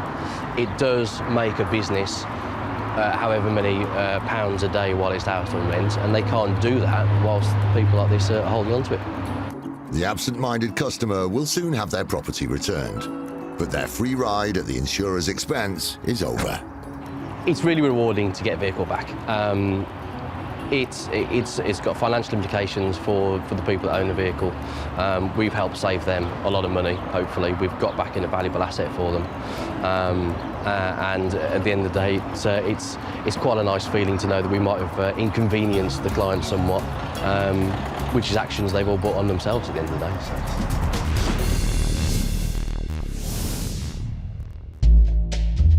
So. Insurance fraud comes in all shapes and sizes. It's committed by a whole variety of people, regardless of background or profession. From labourers to doctors, and from lawyers to footballers, it's always surprising to hear who's on the take. Even more shocking is when it happens from within the very area of business trying so hard to stamp it out. The insurance industry. Mr. Clegg was employed by one of the main insurers as an insurance claims manager. So his day-to-day role would have been examining claims that come into the company and sorting those out, ones that should be paid out and ones that perhaps require a bit more scrutiny before they get paid. Now firmly established as the head of the claims team, it didn't take long before Michael Clegg abused his position of trust. He was soon turning his daily toil in the office to his own financial advantage. Mr. Clegg recruited 3 of his friends and got them to submit 3 separate fraudulent claims, each for medical disabilities and instances. He oversaw each one through the system and made sure that that claim was paid out back to his friend. Fraudster Clegg cooked the books so that 3 separate claims were paid out over a 5-month period. The whole scam depended on Mr. Clegg being in the position within the company that he was and him overseeing the checks and balances that would have kicked in and making sure the claims were paid out. This happened once, twice, 3 times. Total amount that was stolen from the company, £34,000, of which Mr. Clegg himself pocketed £14,000 and the remaining £20,000 was split between his 3 friends. His employer soon noticed the irregular payments and got on the phone to IFED, the Insurance Fraud Enforcement Department at the City of London Police. And it wasn't long before Mr Clegg received the famous knock on the door from IFED, and his skullduggery was uncovered. Within weeks, IFED made in-depth inquiries and began to investigate the fraudulent claims. The inquiry quickly uncovered the motive behind Mr Clegg's criminality. Mr Clegg clearly found himself in a vulnerable position in the fact that he had £10,000 worth of gambling debts, and rather work out a plan to pay them back as any normal person would, he thought differently and invented this scam, roping in 3 of his friends to ultimately defraud his own employers of £34,000. As Clegg soon found out, fraud is never the easy solution to clearing a string of bad debts. Unfortunately for Mr Clegg, this grand plan fell flat on its face and led to Mr Clegg being arrested along with his 3 friends. Michael Clegg and his accomplices soon found themselves on trial at Manchester Crown Court. Clegg pleaded guilty to fraud and was given a 2-year suspended sentence.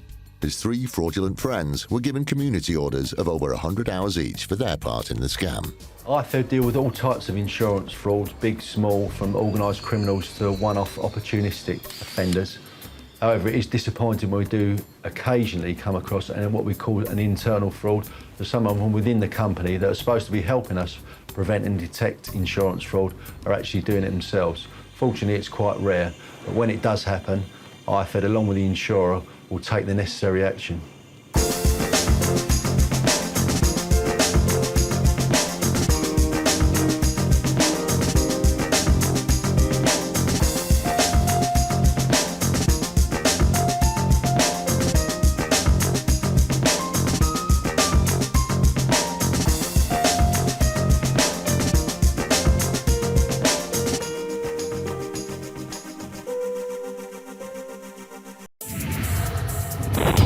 Insurance fraud in the UK has hit epidemic levels. It's costing us around £2 billion every year.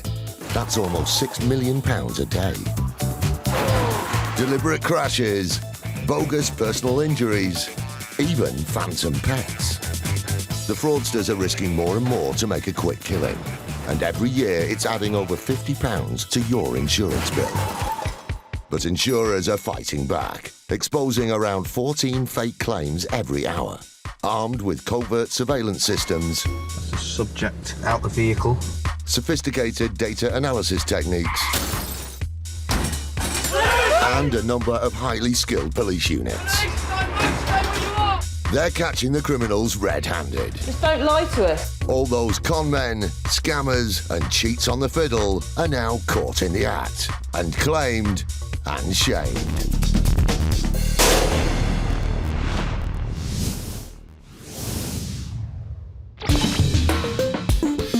Coming up, a bus company pulls out all the stops. A blue Nissan Almera pulled out in front of it, and then the driver slammed on the brakes in front of the bus. A claimer goes completely overboard with a personal injury claim. The claim was a substantial figure in excess of £500,000 for his ongoing losses. And IFED are on the trail of a suspected crash for cash criminal. Well, they've got an intercom with a camera on their door, which isn't really fitting with the area or the premises, is it?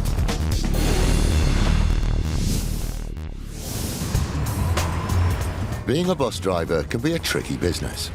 There are just under 200,000 casualties a year on British roads.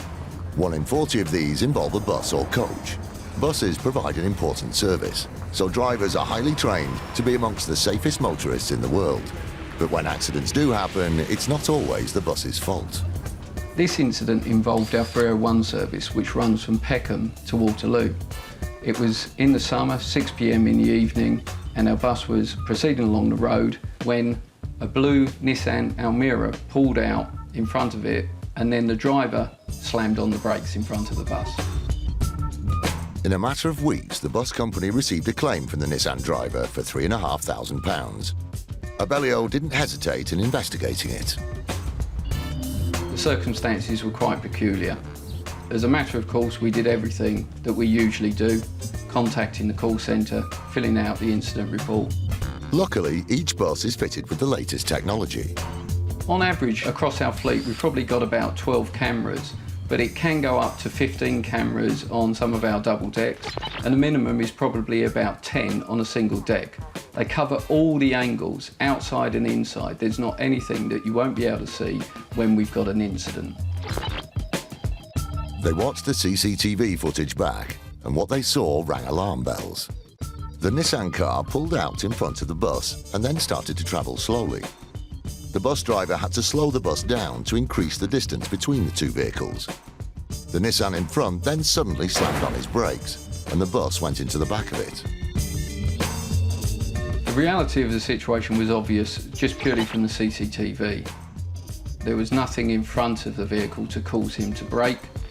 The Nissan driver's behaviour was also a little unusual. The driver then acted very peculiarly. He got out of the car, wouldn't talk to our driver, and immediately was talking on his phone. All in all, it was very clear to us that there was something suspicious going on, and we instructed the police straight away. DI David Hindmarsh from the Met Police came on board to help Abellio with their case. David heads up Operation Catcher, a police unit which identifies and prosecutes crash-for-cash offenders, with the unit handling up to 50 investigations and making over 300 arrests since 2010. Abellio came to us because they were suspicious, having reviewed the CCTV that was on board the bus. They believed that the car in front had deliberately slammed on its brakes during an emergency stop, causing the bus to crash into the back. The bus had around about 30 passengers on board that day, some of which may have been standing, but even the simplest of braking of the bus could have caused them to fall over, injure themselves seriously. The cops could clearly see what had happened and put two and two together. Having reviewed the bus CCTV and having the experience of these type of incidents, we decided that this was a potentially induced collision. It had been deliberately induced so that the car in front of the Nissan Almera driver could defraud the insurance company, i.e. get some compensation. Suspicious that this was an attempted crash-for-cash accident, the Nissan driver was called in for questioning. He was interviewed under caution and on tape. The allegation was put to him that this was a deliberate act for the purposes of claiming off the insurance companies. He denied this. He simply said the bus had been driving too close to the back of his car and had actually collided with him. The fraudster was convicted at Woolwich Crown Court of dangerous driving and fraud by misrepresentation. He was disqualified for 12 months and given 100 hours of community service. This result was a good result for us. It's good that the jury recognised that this was in fact a cash for crash and believed the bus driver, because they are difficult to prosecute. There were 13 passengers on board that bus. Any one of those could have been seriously injured or even killed. I'm happy that he's actually now got a criminal record and will think twice about doing this thing in future. A lot of thought goes into making the claim after the incident. People sometimes think they can get away with it, but given the equipment and given the investment that the bus companies have put in, it's highly unlikely that they will ever succeed. Coming up, a claimer doubles his chances with his insurance claim. The photographs that were supplied as proof of the damage that were caused looked remarkably similar. And a claim for a piece of jewellery loses its glimmer. Either he had lost two bracelets, or the bracelet that was lost on this occasion actually didn't exist.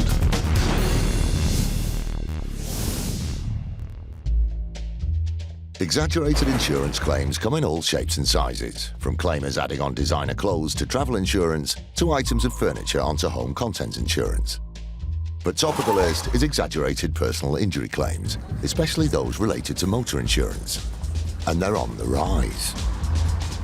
It does appear that these types of claims where gross exaggeration in order to obtain financial gain is becoming more common, and insurers are finding more of them and investigating more of them on a year-by-year basis. One insurer received a claim relating to a car accident in the summer of 2011. The claimant alleged he'd sustained the injury as a result of the defendant's vehicle shunting into the rear of his. There was some concern that the symptoms presented and the manner in which he stated the incident occurred was exaggerated. He alleged it was forcible, but the defendant was actually disputing that, as stating it was only a very minor incident that had occurred in a 20-mile-an-hour zone. An accident can be traumatic, especially serious car accidents, with those injured suffering both physical and mental injuries. The claimant was alleging that he was unable to stand or sit for any longer than 20 minutes without the onset of pain. He was also alleging he wasn't able to carry anything heavier than light shopping bags. And in addition, and most importantly, he was unable to work and had actually had to give up his job as a direct result of the injuries he suffered. With a prognosis of only 50% recovery and the possibility of needing a full-time carer for the future, it wasn't looking good for the injured claimer. The claimant's claim was a substantial figure which was reserved at in excess of £500,000 for his ongoing losses. With the prospect of paying out such an enormous amount, the insurer called in their lawyers, BML.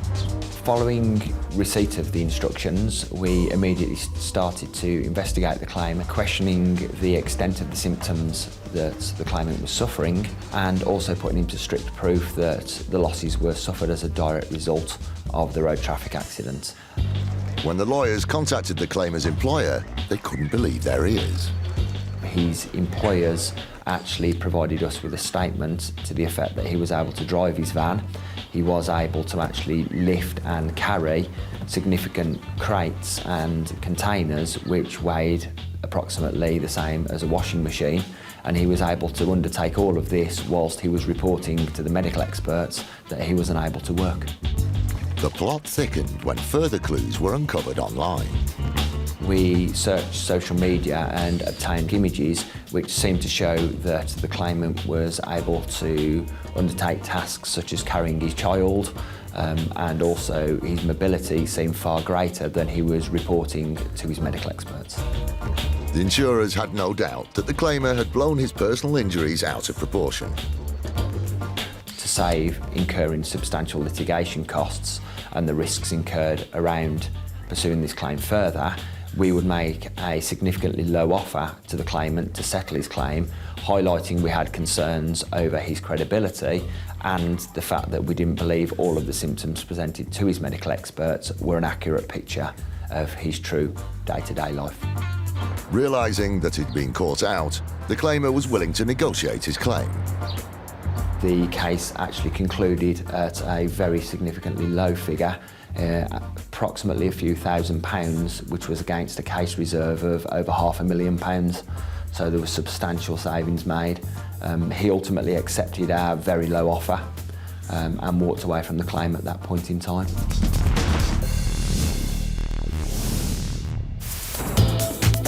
In January 2012, the City of London Police joined the fight against insurance fraud by forming an elite squad known as IFED, the Insurance Fraud Enforcement Department. The message I'd give to people that are considering embarking on insurance fraud is just don't do it. My team, day by day, are getting more sophisticated in tracking down the people that want to try out this type of crime. So really, if you want to go into insurance fraud, I would say don't do it. They've made over 550 arrests and have saved millions of pounds in fraudulent insurance claims, money which ultimately goes back in our pockets. From now on, fraudsters need to watch their backs.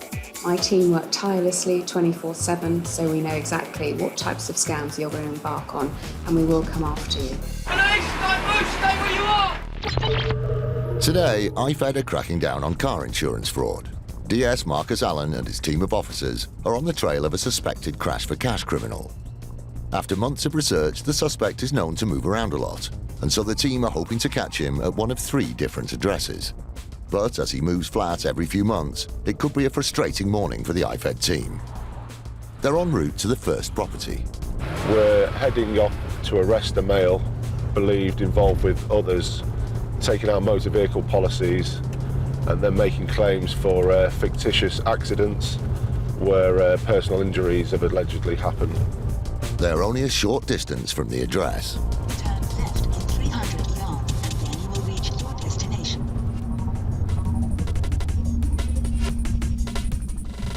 They arrive at the first address and have parked around the corner so as not to tip the suspected criminal off. IFED often rely on the element of surprise, hoping to catch the offender on the hop. But they have to move swiftly so as not to alert the alleged fraudster. Their intel has brought them to a multiple occupancy property. These significantly increase IFED's work, as it means the team has to knock on every door within the house and check all the innocent residents to ensure their suspect isn't among them. Good morning. I'm from the City of London Police. These officers are with me. We're here today to look for them. What's your name? It looks as if IFED are too late and the suspect has moved on. But Marcus and the officers want to make certain. OK, may we come in and just confirm who you are and who lives here? So like I said, we're from the City of London Police. We're all police officers. We're investigating an offence where this address has been named. Do you have any identification, please? On entering the house, the officers attempt to verify the identities of those present, including anyone who seems completely innocent. Have you got like a driving licence or anything? Through your name on? Driving licence or passport? We can see who you are and you are who you say you are.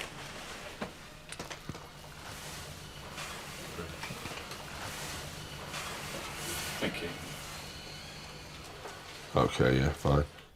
From the officers' inquiries, the occupant's identification checks out. I'm satisfied that the persons here aren't connected and that the male that we're looking for has actually moved out of the address. So we're going to finish off taking details, reassure them, let them know that there's no police involvement with them, and then move on to the next address and look for the suspect there. IFED waste no time in getting to the next property, hoping to be hot on the heels of their suspect.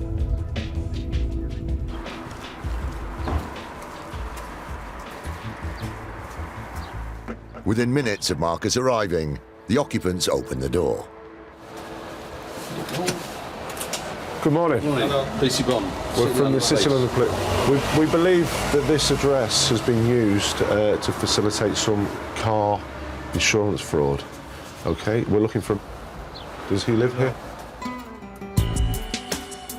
But once inside, it's the same scenario, which means more searches and ID checks, but no suspect. Good morning. Sorry to disturb you. From the City of London Police. We're looking for... Is that you?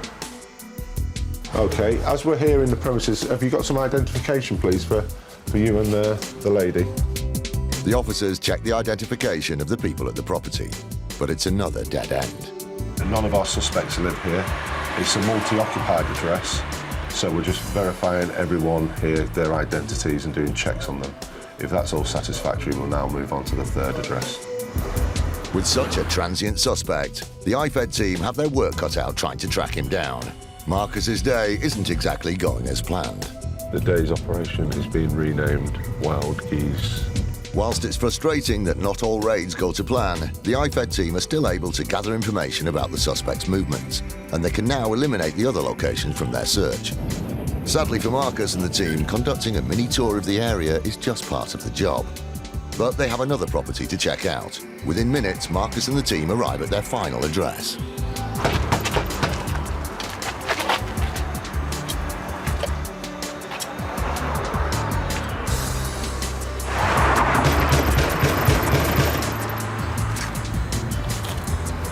Anything?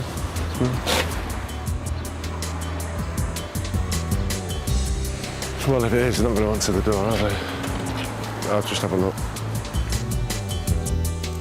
No one has answered the door, and they can't tell if anyone's in, but something about the property just doesn't seem right to the officers. Well, they've got an intercom with a camera on their door, which isn't really fitting with the area or the premises, is it? No. The property appears unoccupied. However, somebody's gone to great lengths to make it very secure. There's a camera intercom on the door. The lock is quite a sizable, expensive lock. And at the back, there's foil lining on the windows. So we are quite keen to get inside and find out what's going on. Time is running out, but entering by force is seen as a last resort. With the help of officers back at base, Marcus attempts to track down the house owner. One of the officers has contacted the landlord speaking to him now to see if he'll let us in to check there's no suspects in the flat. The property owner is on their way to assist the officers. But just as the team are preparing to enter the residence, they get a call from a colleague. The outcome is this premises, we found out that it was a brothel with prostitutes working here. Hence the security measures that they've taken. We've now confirmed with the landlady that it's empty, and we've spoken to the local police who've confirmed that they've taken action and that it's now empty and there's no criminality going on there. Unfortunately, it's been an uneventful day for Marcus and his team, who returned to the office empty-handed. They may not have found the suspected criminal today, but will continue with their investigation and won't rest until they bring this and any suspected crash for cash criminal to justice.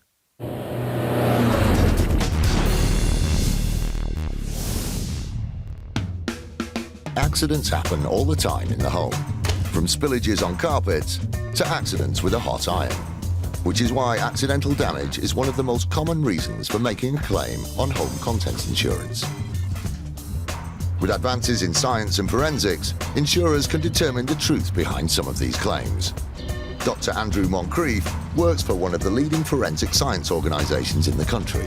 For any incident, if something falls over, bends, breaks, blows up or is damaged, it'll be damaged in a way that follows various physical laws. And those laws are often predictable, often easy to study. If we come across something which seems to suggest that those laws have not been followed, then it implies human intervention. In his time, Andrew has helped investigators with many accidental claims on home insurance, from spills of nail varnish on sofas to bleach and glue on carpet. But one spillage crops up more often than others. Paint spills are an interesting claim for us or an interesting type of claim for us to investigate, because when you drop a tin of paint, it will spray itself around the room and over the furniture in some sometimes quite unpredictable ways. When we're faced with a paint spill, either on site or via photographs, then once again we'll be looking at those patterns, which should follow fairly predictable physical laws, and we'll be looking to see whether or not the pattern is consistent with what the claimant is saying happened. There are quite a number of fairly clear indicators with paint spills that they've actually been done deliberately by a human hand rather than accidentally. However, the use of Andrew's forensic skills by insurers for household accidents doesn't stop there. With an incident such as a claim for a damaged computer or a damaged television, we'll look at things like stability. Is it possible for the thing to have fallen off from where it was positioned? We'll then look at the surface that it's landing on, the height it's falling, and we'll try to tie that in with perhaps with test results from other items to see what sort of damage we expect from the impact that's been described to us. We'll also, of course, look at the number of impacts, because most things, if they're falling accidentally, only do it once. And we'll look at it and we'll see whether the damage to the television is consistent with the manner in which it's supposed to have fallen. And don't be fooled into thinking that a small claim won't be given the same attention by an insurer as a claim for thousands.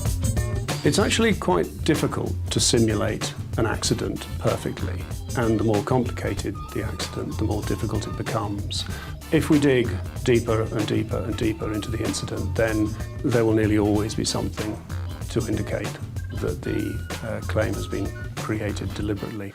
But it's interesting because the amount of money that an insurer is willing to spend is sometimes considerably more than the actual value of the claim.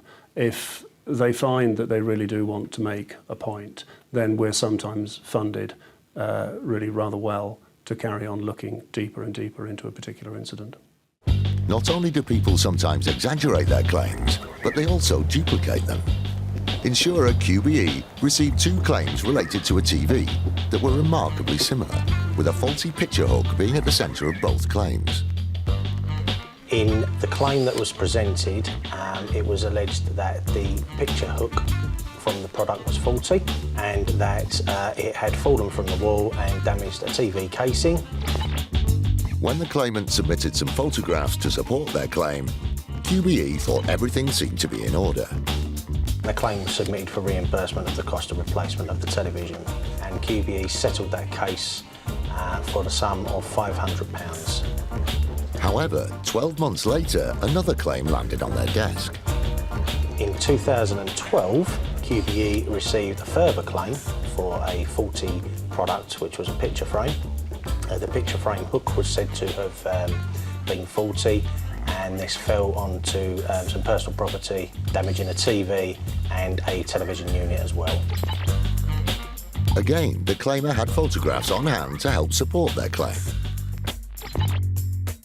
The second incident that was presented to us showed pictures of the television again, but also some additional photographs that showed damage to the television cabinet and also the area of where the picture frame had fallen from. Unluckily for the claimer, the insurer thought these photographs looked familiar. We immediately noticed on both instances was that the photographs that were supplied as proof of the damage that were caused looked remarkably similar. Let's just have another look. These are the photographs relating to the first claim of damage to the TV. And these are the photographs relating to the second claim. Yes, remarkably similar, I'd say. Although we could tell visually that the pictures looked the same, it still wasn't, in our opinion, enough to prove that they exactly were. The investigator had a few tricks up their sleeve and sent the photographs off for further examination. We forensically examined those pictures and we looked at the metadata that sits behind them. The metadata being almost a footprint of the image taken at a point in time. The photographs that were similar, that we suspected, did in fact show the same date stamp as the original claim that QBE had received. The claimer had been caught out, but the insurer wasn't happy just to give him a slap on the wrist. We felt we had enough evidence there to the criminal standard of proof, and that decision was taken then to refer the matter to the police, more specifically to the Insurance Fraud Enforcement Department. The Insurance Fraud Enforcement Department, IFED, didn't hesitate in calling the claimer in for an interview, where he held his hands up. He explained that the pictures that he had submitted in the second case were indeed from the first incident. That was a case that had been made by a previous partner of his for the faulty picture that had fallen. The claimer had the old photographs still on his camera. Now he had a new girlfriend. He thought he would use these pictures to his advantage. The claimant had indeed made his girlfriend phone QBE because he didn't feel he was able to portray himself well on the telephone and thus continue the claim that he'd made. The first claim was indeed genuine, but as the claimant had admitted that the second claim was fraudulent, he was given a police caution. He thought it was an easy way to make a claim. Unfortunately, we were able to quickly identify that the second case from that claimant was indeed a fraud.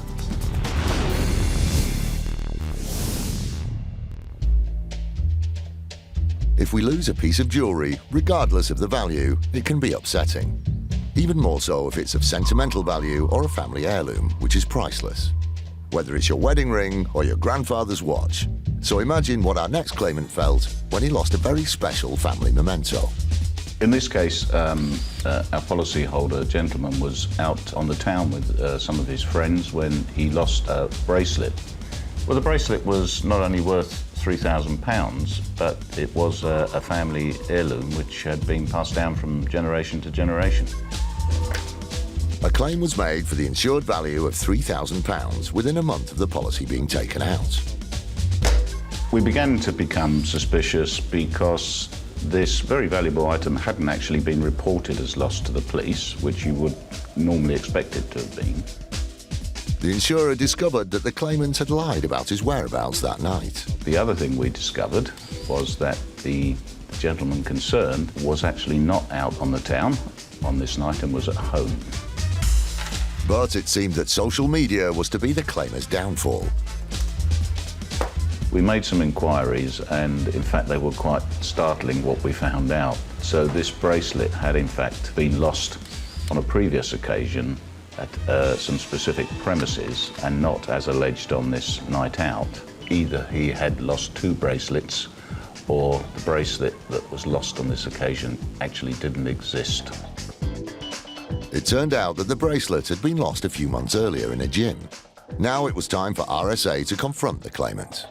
We challenged our policyholder and they asked to withdraw the claim. But the insurer wasn't having any of it. We were so incensed that this policy had actually clearly been taken out with a specific intention of making a claim that we reported the case to IFED, who took action against him. The Insurance Fraud Enforcement Department, IFED, continued with the investigation. The claimant was then arrested and received a police caution.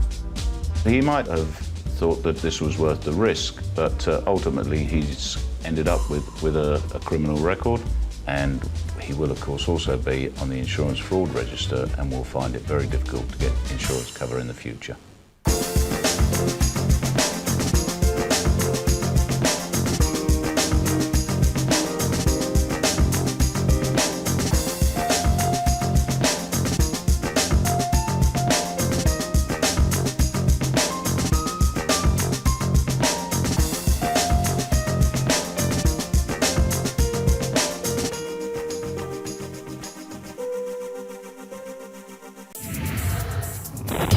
Insurance fraud in the UK has hit epidemic levels. It's costing us around £2 billion every year. That's almost £6 million a day. Deliberate crashes, bogus personal injuries, even phantom pets.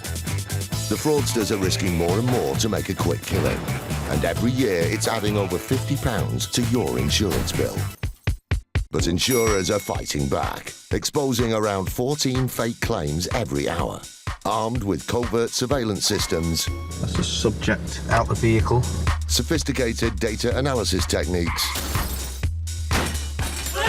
and a number of highly skilled police units.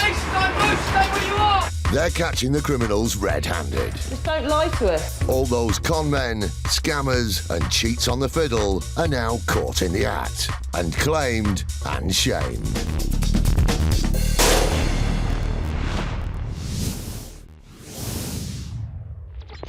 Coming up, a shameless con artist tries to trip up the council. The point where he was found was approximately half a mile from where the pothole was located. The IFED team returned to haunt a greedy ghost broker. He's got all the equipment and the capabilities to commit the type of fraud that we're investigating. I think I'm going to need a bigger car. And two conflicting accounts put an insurer on a collision course. The driver of the other vehicle was claiming £15,000 for personal injury, £12,500 for ongoing care, and £770 for a coat that was damaged.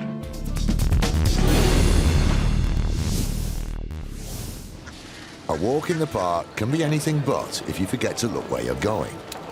Slips, trips and falls account for over 50% of all accidents in the UK and cost the NHS a staggering £133 million a year. This is exactly the sort of unfortunate accident experienced by 27-year-old Mark Bowyer. The claim presented by Mark Bowyer was, on the face of it, a straightforward tripping claim that we deal with day to day. He said that he'd fallen on a pothole whilst returning home from a party. The pothole-related tumble proved a painful experience for Mr. Mark Bowyer, who sustained a serious fractured ankle. Backed up by his father Richard and friend James Jones, Bowyer wasted no time in putting in a claim against the London Borough of Havering for the injury and loss of earnings. The claim, once it was submitted, was investigated by the local authority, and after making those inquiries, liability for the accident was admitted, and then efforts were made to obtain a medical report so that the claim could be valued. By now, the claim stood at a whopping £100,000. Unfortunately for Mr. Bowyer, it was soon apparent that his account was no more truthful than Pinocchio's. Once the medical report was obtained, it revealed that he had in fact been injured when he'd fallen from a wall, rather than having tripped on a pothole, as he was alleging. Unusually, Mr. Bowyer decided that he would continue with his claim. The arguments against these records was that there was confusion, there were language difficulties when they were prepared, and simply that there'd been mistakes. That was what he said. Already smelling a rat, but hoping to find even more conclusive evidence, the investigators had one more trick up their sleeve against the fraudsters. We then obtained the recording of the 999 call that was made, as it transpired, by Mr. Bowyer's friend, James Jones, on the evening of the accident. it Aylward Park by the lake, and my mate fell off the wall and broke his leg. Right, and you're near the boating lane? Yeah, he's in the boating lane. Right. Yeah. Is he conscious?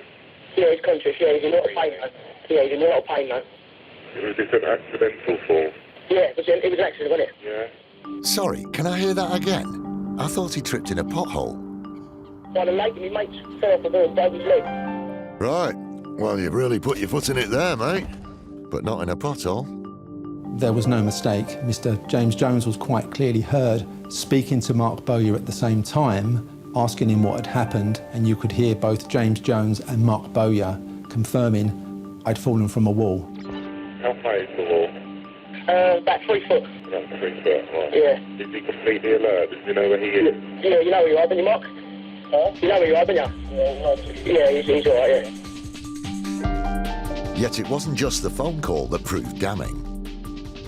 A very useful piece of evidence in this case turned out to be the evidence of the ambulance crew. They were able to confirm where they'd parked their ambulance and where they eventually found Mr. Bowyer, which was near a boating lake. And at this point, we could then establish that the point where he was found was approximately half a mile from where the pothole was located. And funny enough, right by where he was found, there was in fact a 3-foot wall. After a short period of negotiation with Mr. Bowyer's solicitors, the claim was discontinued and he was required to pay the council's costs of that action. But that wasn't the end of the story. The council issued contempt of court proceedings against all 3 individuals, Mark Bowyer and his father Richard, as well as James Jones, who had backed up his story, all having lied in their earlier statements. Shortly before the trial of the contempt case, Mark Bowyer and his friend James Jones conceded that they had committed a fraud and they laid themselves to the mercy of the court. Richard Bowyer, however, said that he had no knowledge of the fraud and it was nothing to do with him. Therefore, we had to have a trial on the issue of the contempt of Richard Bowyer alone. He was an unimpressive witness and the judge was critical of the way in which he gave his evidence, suggesting that he gave an impression that he was making it up as he was going along.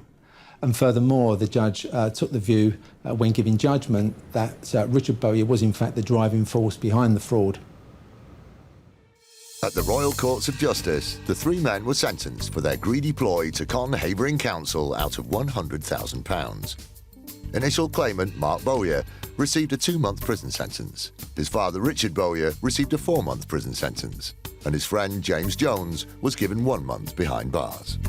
I think a custodial sentence is justified in this kind of case because money can be spent better elsewhere. It can be spent on care for the elderly, education, all sorts of other activities, rather than paying off fraudulent claimants.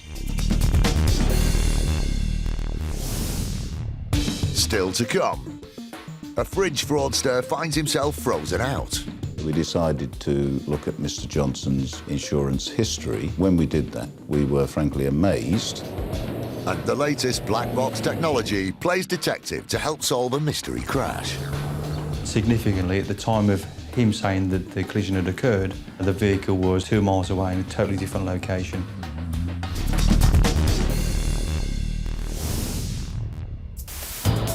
In January 2012, the City of London Police joined the fight against insurance fraud by forming an elite squad known as IFED, the Insurance Fraud Enforcement Department. IFED combats all sorts of insurance fraud across the board, ranging from opportunistic jewellery thefts to crash for cash. They've made over 550 arrests and have saved millions of pounds in fraudulent insurance claims, money which ultimately goes back in our pockets. From now on, fraudsters need to watch their backs. The message I'd give to people that are considering embarking on insurance fraud is just don't do it. My team, day by day, are getting more sophisticated in tracking down the people that want to try out this type of crime. One of the department's major headaches are bogus insurance sellers, known as ghost brokers. The average car insurance premium is over £400. But young motorists can expect to pay around 3 times this much, which makes them a lucrative target for fake car insurance sellers. Ghost broking is where an individual will pose as a legitimate insurance broker. In fact, they are not. They will charge individuals a large amount of money and then give fraudulent details to an insurance company to obtain a premium which is far, far lower. They can make a lot of money for insurance policies that are in fact useless.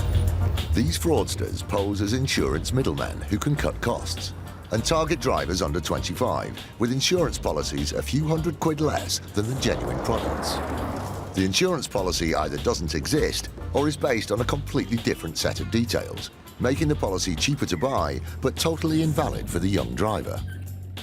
3 years ago, First Central Insurance found themselves the victim of a prolific fraudster. And one man that knows the case all too well is Glenn Marr, Director of Fraud. At the end of 2011, we noticed some unusual transactions. Insurance companies rate people on a number of factors. That's how we determine whether we insure somebody and how we set the premium for the risk. On these particular cases, there was a high number of years of no claim bonus, unusually high. We factored it all together, all of it pointed to something being wrong. A number of identical no-claim discount letters claiming to be from another insurer soon highlighted the fraud. This particular ghost broker spent time and energy in producing forged documents. So that shows that they understood the insurance process quite well, were quite committed in the way they were committing the fraud. One of our mechanisms for detecting fraud is picking up forged documents. So by way of producing the documents, they actually open the door for us to investigate even further. The fake documents were the final piece of the jigsaw. This ghost broker had given the game away, and the case was referred to IFED in 2012. This particular policy here was incepted, here it says on the 24th of September of last year, and the person incepting that policy was paid an initial amount of £345.29. Now the policy holder in this case I've spoken to since this policy was incepted, and he has informed me that he has paid in excess of £1,000 to this particular suspect. So there we go, just on one policy, he's paid £345, yet he's received in excess of £1,000 in cash from the policy holder. So that just demonstrates exactly how much money he's making. With the evidence stacked against him, Mark and the team head north to visit 33-year-old Atiq Khan. IFED believed the insurance scam was being run from here until 2012. We're going to go there today now and arrest him. We're then going to hopefully conduct a search of the address. And what I'm expecting to find, or what I'm looking for, is computer equipment, mobile telephones, and any documentation. It's quite easy for these ghost brokers to actually set up. All they really need is a laptop, computer, any access to the internet, and 1 or 2 email addresses. We're aware of insurance policies that have been incepted through First Central Insurance. Yeah, well, there's 4 officers out, including myself today. 3 will go to the front door and hope to secure entry at the front door. However, 1 officer will go to the rear of the premises just in case our man decides to try and escape through the back door and over some garden fences. It's the next road up on the right.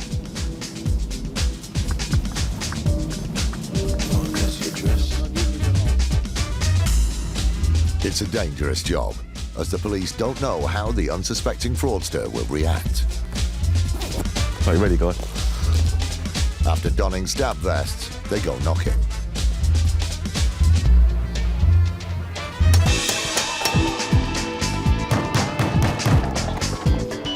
Do we know? CCTV. Morning. Morning, please. Can you come down to the sim, please? Thank you. Morning. Detective Sergeant Mark Fulton from the City of London Police. Are you Mr. Khan? Yeah. Atiq Khan? Yeah. Mind if I come in for a second, please, mate? Thank you. IFED have their man, but the cameras remain outside. Yeah, obviously we've gone in and we've arrested the suspect on suspicion of fraud offences, fraud by false representation. He's initially he was a little bit surprised. I've obviously explained to him in a little bit of detail what we are investigating, and he has basically indicated to me that he is aware of the offences, he has knowledge. and that's all he said at the moment. Obviously, I'm not going to interview him at this time. That will all be done on tape back at the police station. With the search underway, it's not long before they strike gold. Khan's computer and a couple of scanners have been seized, which have the potential to knock up counterfeit documents and to create bogus policies. But it just shows that he's got all the equipment and the capabilities to commit the type of fraud that we're investigating. Easily sort of scan documents and send on policies and documentation relating to insurance companies and motor insurance to his prospective customers. I think I'm going to need a bigger car. With the haul from the house looking good, Mark and his team turn their attention to the car outside, hoping for further incriminating evidence. Under here is a sort of compartment in the boot, which has got lots and lots of paperwork, correspondence. A letter there from Swinton Insurance, large amounts of documents within that we've taken, all seized. I've got loads of documentation in the back here. I'm going to bag that up as one. Listen, I'll leave these three in the back seat for now. These are... Yeah, you got enough room? Get in your way. As the evidence mounts up, the officers make careful notes on everything they find. Ultimately, we found large amounts of insurance documentation. Lots of letters from various different insurance companies to various different individuals, names, addresses, all around motor trade policies, insurance, motor cover. There's always that possibility, and we do find it happens quite a lot, where once we get a foot in the door and we start searching and looking under things, that we find that it's a lot bigger than first thought. After you're going to jump in that silver, mate, all right? With all the evidence gathered and a suspect arrested, it's been a good day for the IFED team. All right, just jump in behind the passenger seat, blaze of tea. All right.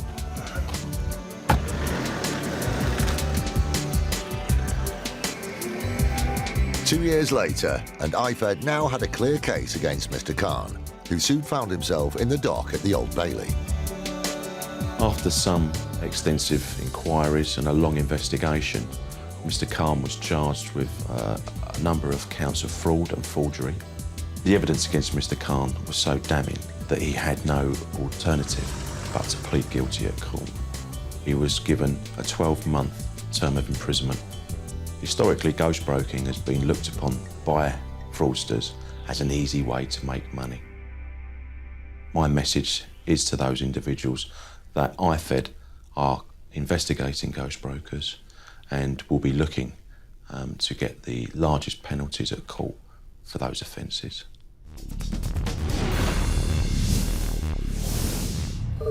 With congestion on Britain's roads getting worse, there's more chance than ever of finding yourself in a jam. However boring sitting in slow traffic may be, you owe it to yourself to keep an eye on the car in front. The claim was notified to us by our customer as a minor collision. He was driving home from the library one January morning. He told us that he'd been travelling very slowly. There was roadworks at the time with the traffic light control, so it was stop, start, stop, start, stop, start. Heavy congestion going forwards, and that he just tapped into the vehicle in front of him. This sounds like the sort of run-of-the-mill mishap that happens on our roads every day. So you can imagine their surprise when a claim arrived from the very motorist they bumped at very low speed. The driver of the other vehicle, a lady aged 50, was claiming £15,000 for personal injury, £12,500 for ongoing care, and £770 for a coat that was damaged. We became suspicious because the circumstances described to us by our customer did not match up in any way, shape or form with what the claimant was alleging had happened. Now faced with two conflicting accounts of the same incident, the insurers began the search for the truth.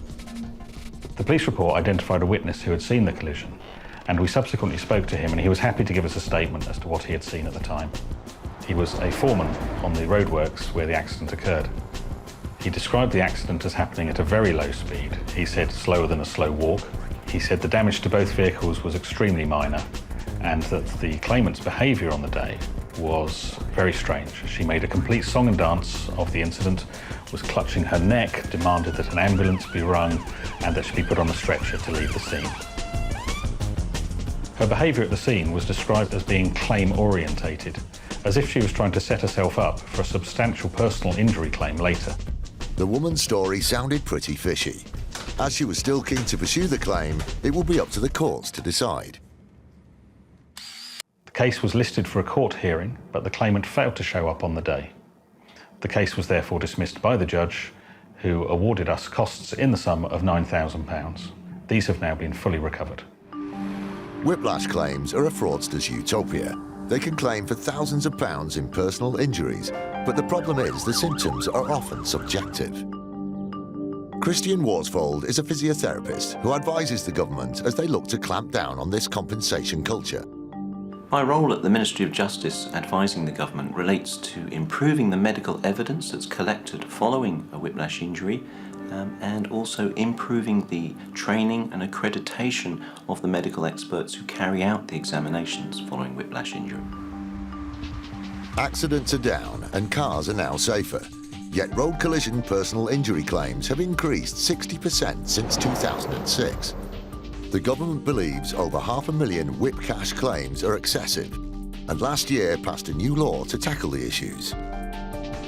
I think the medical examination can be improved because in my experience I have a lot of patients come back following these medical examinations to tell me that they weren't in there very long, perhaps they didn't remove their clothing, they weren't examined in very much depth, and patients will sometimes comment that they're not surprised that it's actually easy to fake a whiplash injury. Insurers estimate the claims currently add £90 to an average motor insurance policy. By improving diagnosis and making challenging cases easier, the government hopes the UK will lose its unenviable title of the whiplash capital of Europe and cut costs.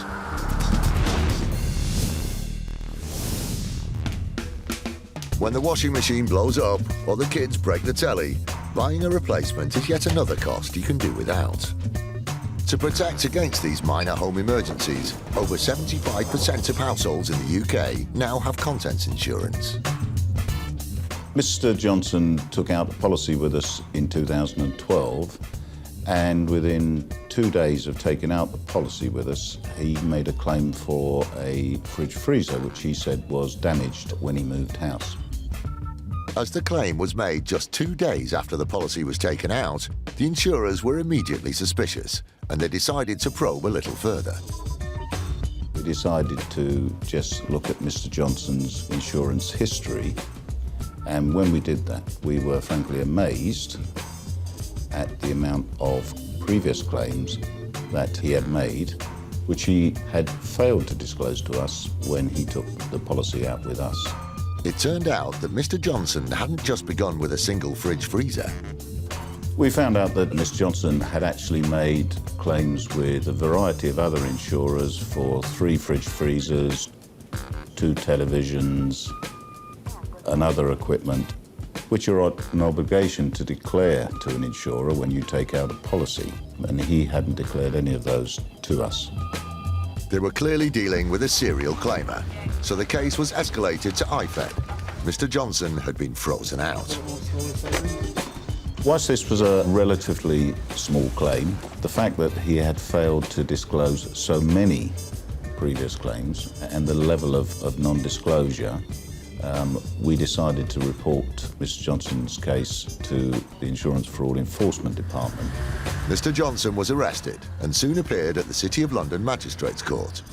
He was found guilty and ordered to complete 40 hours community service and pay the £510 in court costs.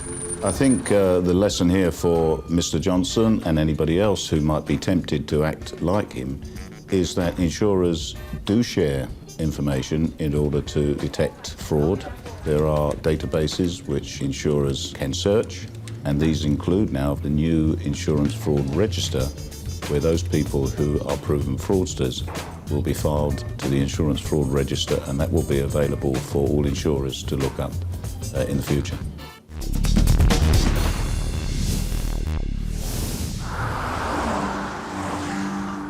With a record 29 million cars now on Britain's roads, that's a huge amount of motor insurance needed and a lot of potential accidents around every corner. The main business of Accident Exchange is to provide hire vehicles for people involved in non-fault accidents. So if you're involved in an accident, it's not your fault. Accident Exchange can provide you with a like-for-like replacement car. We have about 3,000 vehicles, probably about £50 million worth of cars. With having a fleet of over 3,000 vehicles, it's inevitable that some of our vehicles are involved in accidents. Unfortunately for Neil and his team, some of these accidents aren't always what they seem. What we found out is because some clients use a hire car, which is covered on corporate insurance, then maybe they think they won't be investigated. They are investigated. Incredibly, Neil's cars are fitted with the equivalent of an aeroplane's black box recorder. And these telematics devices help investigators determine what happened to a car. Telematics is new technology that's fitted to some vehicles, not every vehicle, that will give us an immense amount of data. Most telematics devices now can tell us the location of the vehicle, the speed, the direction of travel, how it's been driven. It's one piece of a jigsaw in relation to an accident investigation. Martin Bramwell is Managing Director of a telematics company working alongside APU and is the go-to tech guy who can explain the science behind the data. The black box in this vehicle, or telematics unit if you like, is collecting data all of the time. Approximately every 1 minute we will collect the location and direction of travel of the vehicle, but it will also collect driving behaviours that are considered abnormal as soon as they occur. Fast accelerations greater than something around 0 to 60 in 10 seconds are recorded as a harsh acceleration event. We can also detect harsh swerving. So for instance, going around roundabouts or corners in too hard a manner will also register as a bad driving behaviour. The computer system at HQ has been receiving communications from the car's black box device. Now back at the office, Martin analyses the data. This is the start of the journey, clearly marked. Each one of these blue dots indicates the location and the date and time, together with its direction of travel. Occasionally, you will see these harsh braking event markers, which in this case have occurred just as the vehicle has been approaching some junctions. It's exactly this kind of electronic information that proved worth its weight in gold to the accident investigations team. Whenever there's a claim, what we will do is investigate it to the best of our ability, using all the tools we have available to us. There was a claim that came to my attention where a client had said that whilst on hire, he'd had a collision in the vehicle. Probably a low-speed collision, nothing significant that was going to cause a lot of damage to the vehicle. In a side road, so no CCTV opportunities, no independent witnesses, just a quiet road on a residential estate. And there were 3 personal injury claims in the other vehicle. The value of this claim was around about £20,000, a lot of money. With a lack of supporting evidence and no footage of the incident, it was hard to tell whether either party was telling the truth. Luckily for APU, technology became the expert witness. We looked at the telematics device and significantly at the time of him saying that the collision had occurred, the vehicle was 2 miles away in a totally different location. With this collision, we could say that it never actually occurred. From that, the personal injury claims were withdrawn. It was now becoming increasingly obvious that both the claimant and the driver weren't being honest. There were significant similarities between the client's case and the third party's case, which tended to suggest for me, with hindsight, that they'd perhaps collaborated in relation to making this claim up with a view to trying to get a personal injury claim forward that wasn't going to be challenged because it's a big hire company, no one's going to investigate it, and they were wrong.